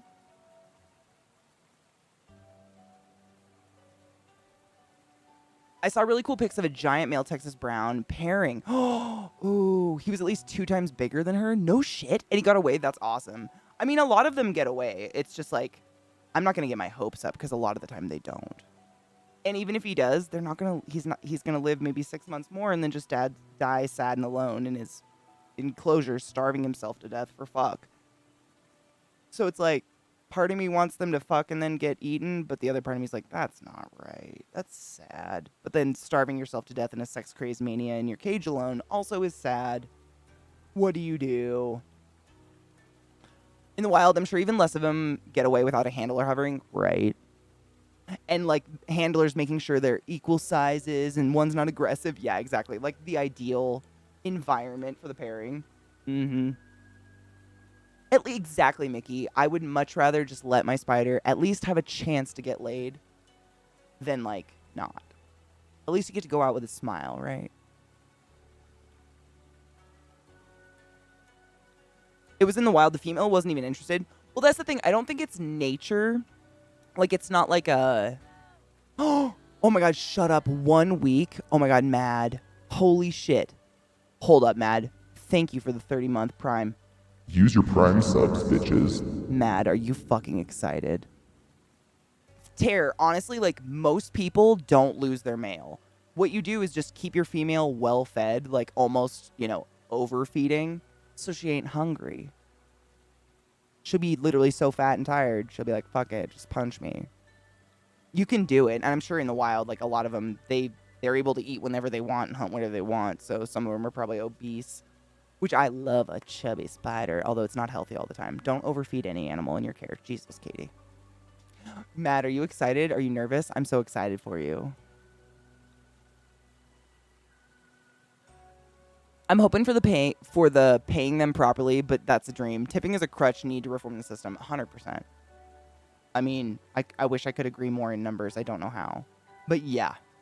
It's disgusting. What up, Vio? How are you, love? I tried so hard to get pictures of both airports, but let me tell you, they put up so much nasty shit around airports these days. Like, it's really hard to get a nice picture, but I did my best. Same with Big Ben. So many power lines and just, like, shit. But I did my best. How are you, love?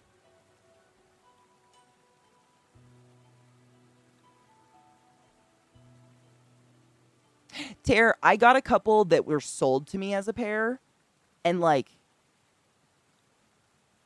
the only reason I would pair them is to give purpose to the male's life because he's going to die anyways. But I don't think I'm not in the business of, like, raising thousands of spiders or anything like that. I'm really lucky to have that exotic store nearby, that took all my scorpion babies that I had long ago. Nightmareville. And they would take any egg sac. They would buy the egg sacs from me if they were, like, rare, like Bella or something, which is dope. And I would totally do that because I recognize I'm not a professional. I don't have the time. I mean, I could make the time, but I don't want to. I got lots of animals I love. Ugh. I have one of those scorpions left, but it hasn't had babies. I think it's done with its sperm sac. Especially because I refuse to go into the office because they have had a COVID outbreak. Oh my god, fuck that. I wouldn't go in either. Are you kidding me? What's their response when you go, oh, you mean come into the office and risk killing my newborn? What, do they have a response to that? I'd love to know it. Because we can all help form a response back. That is some shit. What, even? No. Excluded or be, like, risking your partner or your baby. That's insane. What in the tit fart? My manager told me to go home, but he wasn't happy about it. At least he did the right thing. I mean, it's natural for a manager to be like, oh, fuck, I got to cover this guy. I got to do his work, spread his work out, whatever. Like, it's natural. Their emotions get to be valid. But doing the wrong thing because of your emotions isn't okay.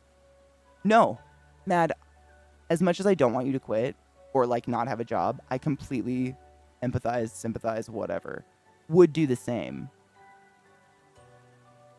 That's how the fuck can anyone put anything before the life of a mother and child? I mean, it's, and by mother, I mean, you know, the, you know what I mean.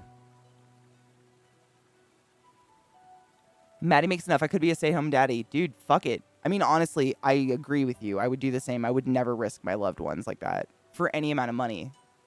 People are irreplaceable. Things are just stuff. They're shit to others. They're stuff to you. Who says that? Carlin.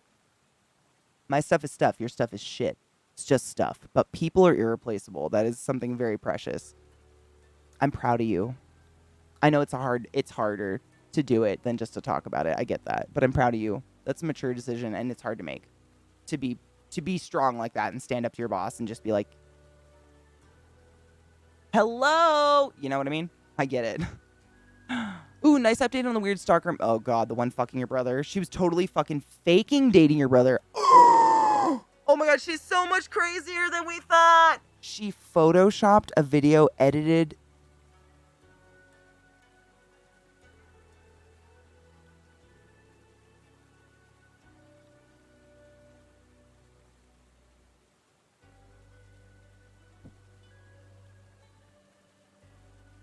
When does anyone do something about it? Isn't Cary Park beautiful? Oh my God, how far did you guys walk? I think it's the opposite direction, but if you go towards Redondo Beach, it's like rich people land, but the boardwalk's gorgeous. And there's a really dope like Tex-Mex, I wouldn't even call it Tex-Mex, like Seattle Mexican food. You know, a lot of it's vegan. Still dank though. There's a Mexican restaurant down there called El Chupacabras. It has margaritas as big as my asshole, you know, on a good day. You know what I mean, Zoe? Ooh, woo. But the food is really good. Vegan or otherwise, I've had it all. It's really dank. Like, you know, American to Mexican-ish food. Oh my God, mayo. Oh my God, did I miss that? Sorry. So, the reason they're racist. So, fun story. These scorpions I got ages ago, they were pre-impregnated, blah, blah, we don't know how, but they ended up having 1 million babies. Their Latin name, literally the Latin name for my scorpions is Hottentotta, and a racist derogatory slang word for, I believe, black people, correct me if I'm wrong, in Africa is the first part of that word taken off the otta. Or no, just the isn't it? I don't want to say it. I've heard it said. And I know it's used in horrible, horrible ways. That part. Yep. So it's the Hottentot. Yeah, you literally just take off the and suddenly it's like saying the N-word in America. So it is a alligator-backed African bark scorpion. They're like this big, but they're deadly. Like one sting you down. I took them as a charity case. The owner had a stroke and his wife was going to kill his entire collection, so I adopted them, not knowing that they had previously maybe been like boxed with males and can save the sperm forever and give birth to millions of deadly babies, which is why I say I'm very, very fortunate, and I do not take for granted that I live very close to an exotic store that's privately owned that will take it all. If you accidentally have some black widow babies, they will take it. They have a specialist who loves to do this. You take it. I love my adults. I don't want to deal with 1 million black widow babies. Not my thing. But I didn't know. I mean, I just thought the scorpion, they are really cool. They glow under a black light. They're really cute. They're not like trying to crawl out of their enclosures to kill me at night. They're very shy. They're just like any scorpion you would find under a piece of bark in the desert, you know? They don't want to be with you. You don't want to be with them. I don't interact with these animals. I just feed it and wait for it to not have babies, hopefully. Mad. I have no idea. I don't know where the word came from. I just know that it's still currently used as a bad. Oh, it's an Afrikaans racist slang. Thank you. There you go. Yeah, and I ain't about that. And a lot of the arachnid community, tarantula community as a whole, we do not use that anymore. Or people will put stars in the name. It's that prevalent. Like, if enough people recognize what it's being used as, I don't want to make it worse. Violet, it wasn't too bad, honestly. It's a different kind of hot. Like, it's that city hot. So you know how, like, it's not like being beat with the sun. It's because the heat of the cars and the people and the humidity and everything is just being trapped amidst the buildings. That was icky. That was kind of sickening. But once you got on the water, it was quite lovely. It wasn't too bad at all. There was a nice breeze. And by the water, I mean on the Thames somewhere. Don't touch that water. But it's usually more open space by the bridges. There was wind, at least. It was actually not too bad at all. Yes, Vile. Yep, exactly that. Yep. That, almost precisely. Which for me, I actually really liked because I've been drying out like a prune here in Denver. So that was a nice drink for my skin. But what do you do? Yeah, it wasn't terrible. I'd say the worst day was the day we went to Pearl Jam. And that was honestly because it was a festival at Hyde Park. So there's a ton of bands that played before Pearl Jam, including Pixies, which was really cool. I mean, I had no idea they were going to be there. It was crazy. They sound almost, they do sound exactly the way they did when I was a youth, and it's insane. But it started at 2 in the afternoon and went until 11 o'clock at night. So we went at 2 in the afternoon, but it's Hyde Park. There's like some trees on the edge where the wall is and you're not allowed to go, and it's just open. So we were just sitting in the baking sun for like 8 hours. Nah, like 6 hours-ish. Just, you couldn't escape it. People were standing in like the shade of like a street lamp, trying to avoid it. We were just dancing around shade of trees and stuff, trying to get out of it until the sun went down. That was pretty bad, but I think it was just circumstantial. That being said, I've lived in hell for a couple years now, so my gauge is off. Your whole team's going to Denver during your paternity leave?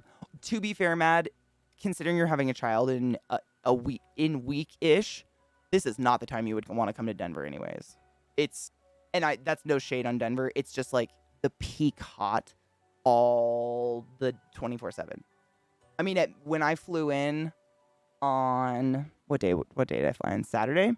We flew in at 11:30 at night, and by the time we made it out of the airport, it was about 12:30. It was still 98 degrees outside, and the daytime temperature was 99.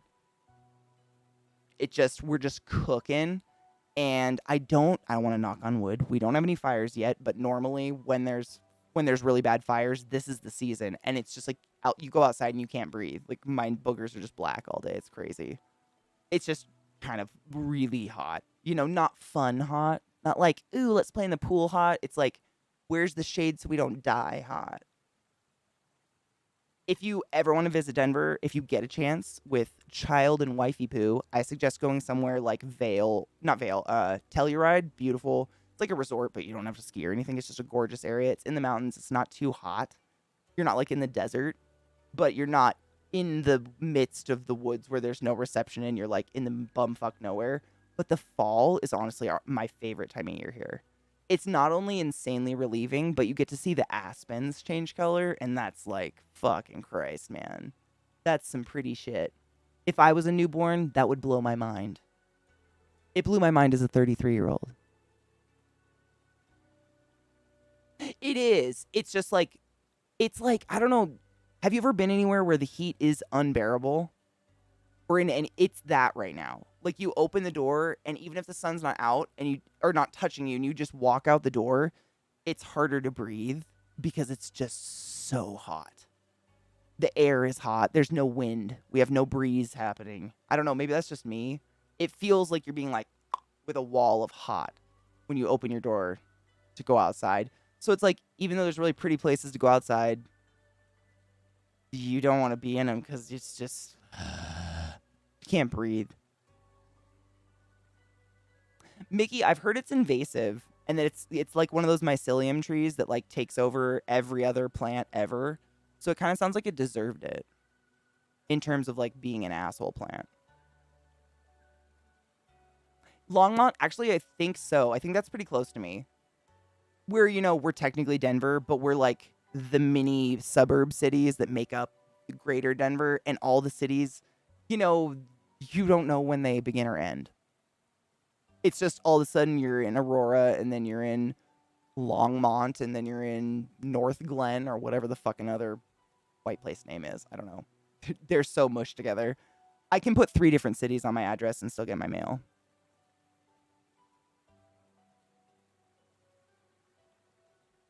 Our biggest organism is a colony. So are they like is mycelium the right word? What is the word for that, like, enormous root system? Like, one tree can birth a forest, but they're all really the same tree. Am I using the right word for that? It's not the right word. Help. Teach. Exactly. I mean, Denver, honestly, like, when I order stuff, I try to put the city I actually am, and it autocorrects to Denver every time, so I just accept it. But really, I'm about 15 minutes outside city proper. It is beautiful. I mean, even though it's hot, it's beautiful, but damn, is it fucking hot.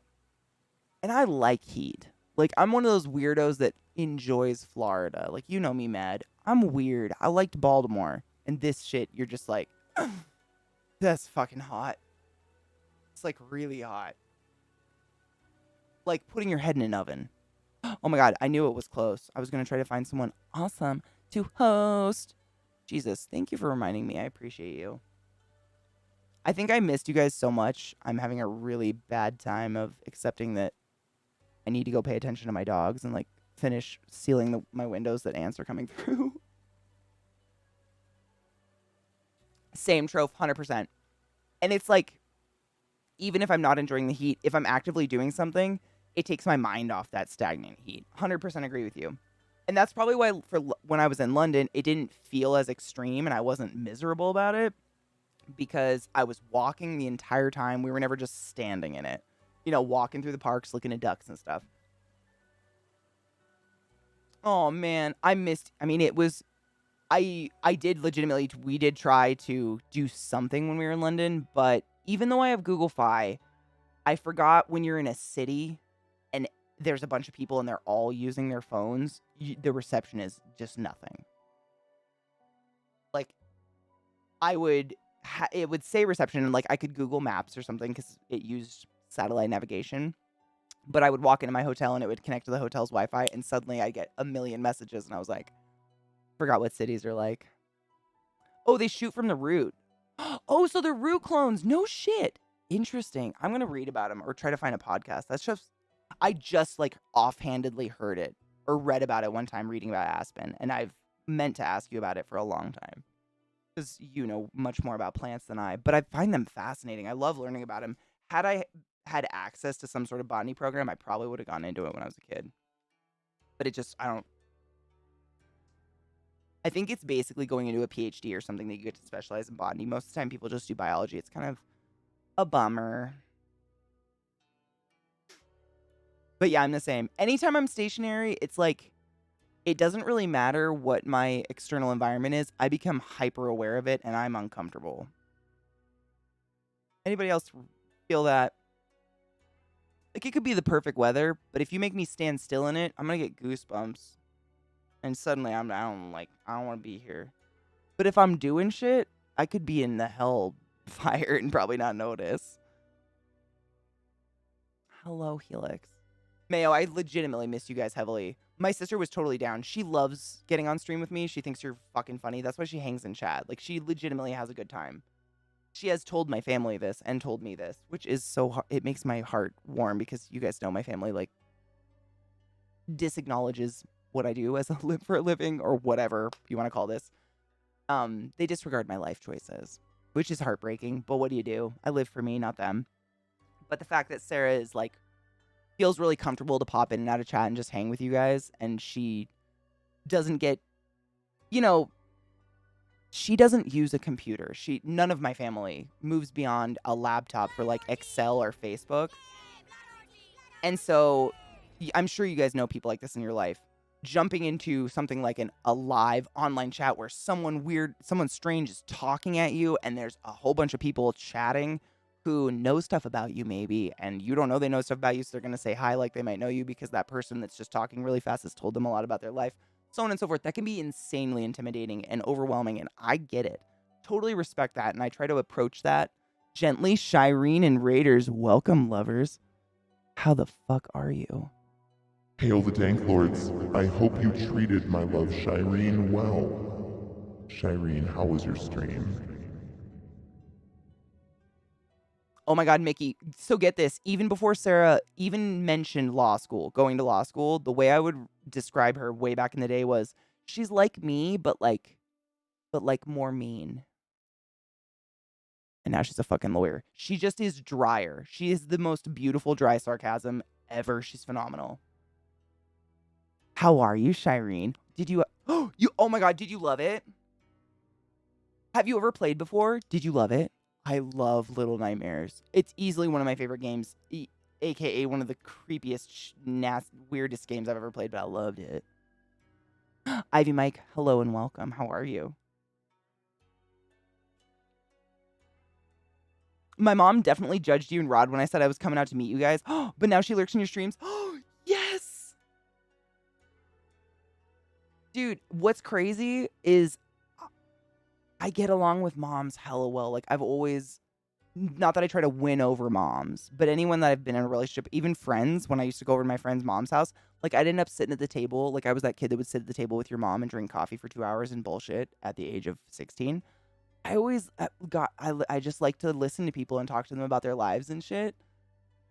But I get that at first glance, I don't look like that.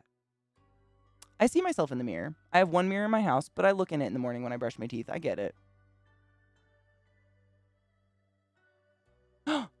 No, go, fly. I never expect a streamer to stay. You're exhausted. You end a stream for a reason, but I just wanted to let you know that I love you and thank you so much for the raid. I missed you. You love it? Oh, I'm so happy. I honestly can't wait. Oh, it's so... I've watched a few friends play Little Nightmares too, but I haven't played it myself yet. I'm kind of waiting until I forget about it a little bit more. You know what I mean? So it's more like scary.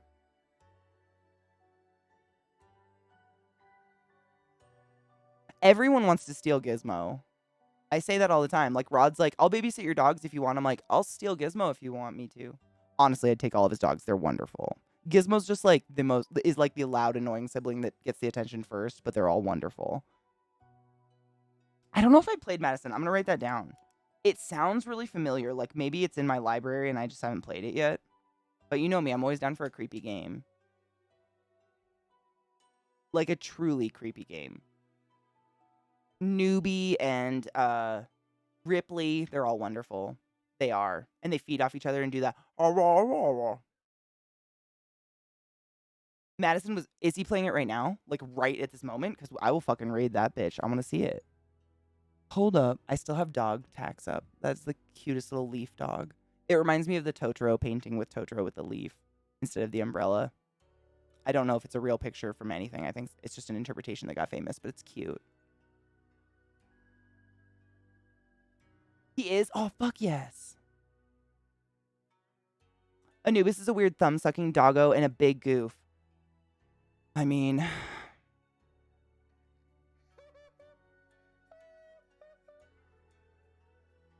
I didn't get any of that.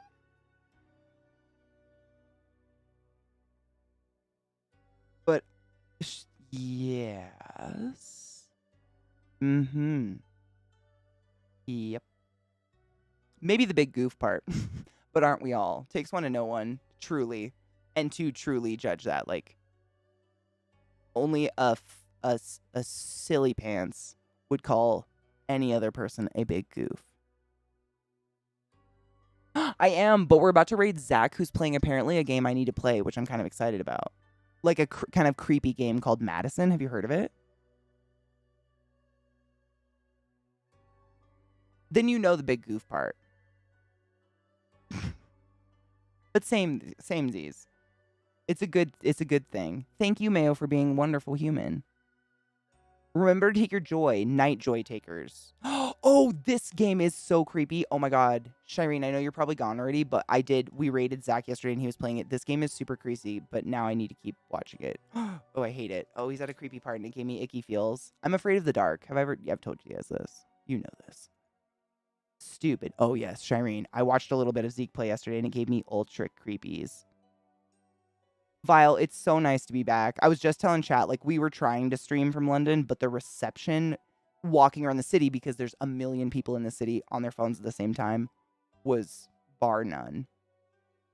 I could barely get Twitter to load, let alone like a post, let alone try to stream from it, so it's kind of a shot deal.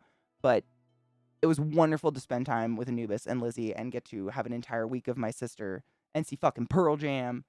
Ugh, it was really good. I missed traveling so much. Even the shitty parts. All of it. It was a birthday present from my sister, Shireen. For my birthday in March, she bought us tickets to go see Pearl Jam in London at Hyde Park, which totally made sense because Pixies, not the Pixies, Pixies were there, as well as a bunch of other, like, British-based 90s bands, which I had never heard of, and I wrote all of them down because they're phenomenal. I will show you guys. I'll share them with you guys on Discord or tomorrow in stream or something. They were great, all of them. I've never been to a festival where I was conflicted as to what stage to sit in front of because all of them were great. It was great. One of them, oh God, what was it? Cat something. Cat Power?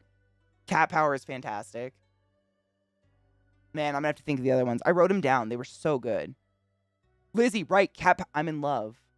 Cat Power, I don't know why that one, so get this. Cat Power, the lead singer was wearing a Victorian collared black velvet long-sleeved dress with black stockings at 3 p.m. on that Friday. And still blew me away. And didn't die. I don't know how. I was barely clothed and I felt like I was going through heat stroke. I don't know. Sarah and I were just like, bitch is a goddess. She's actually a goddess. Like that. You didn't even see sweat on her face. Oh, by the way, she also had blunt cut black bangs and hair to here down.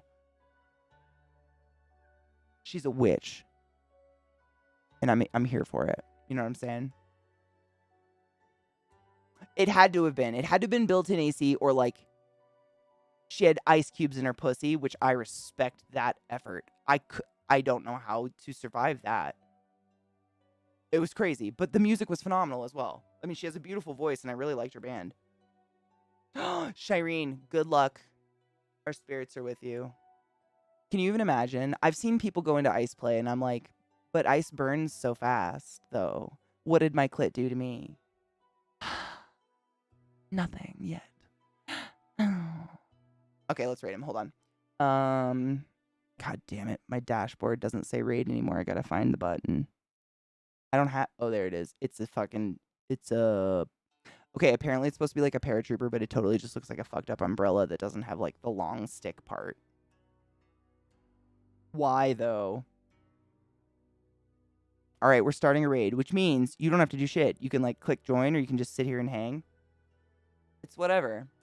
But we're gonna raid a rather new, kind of inexperienced streamer. So be nice. Share with him the love you so freely give to me and the holes of our community. He's playing a scary game, and in all honesty, he is very scared of them. For real. These things make him very nervous. So be nice. Laugh a little. Lurk a lot. I'll see you fuckers tomorrow morning. My bag is back and I'm so happy. I love you. Bye. Take your joy, though, and drink water. Bye. Now I can put him over here. And then we can go. And then we can go.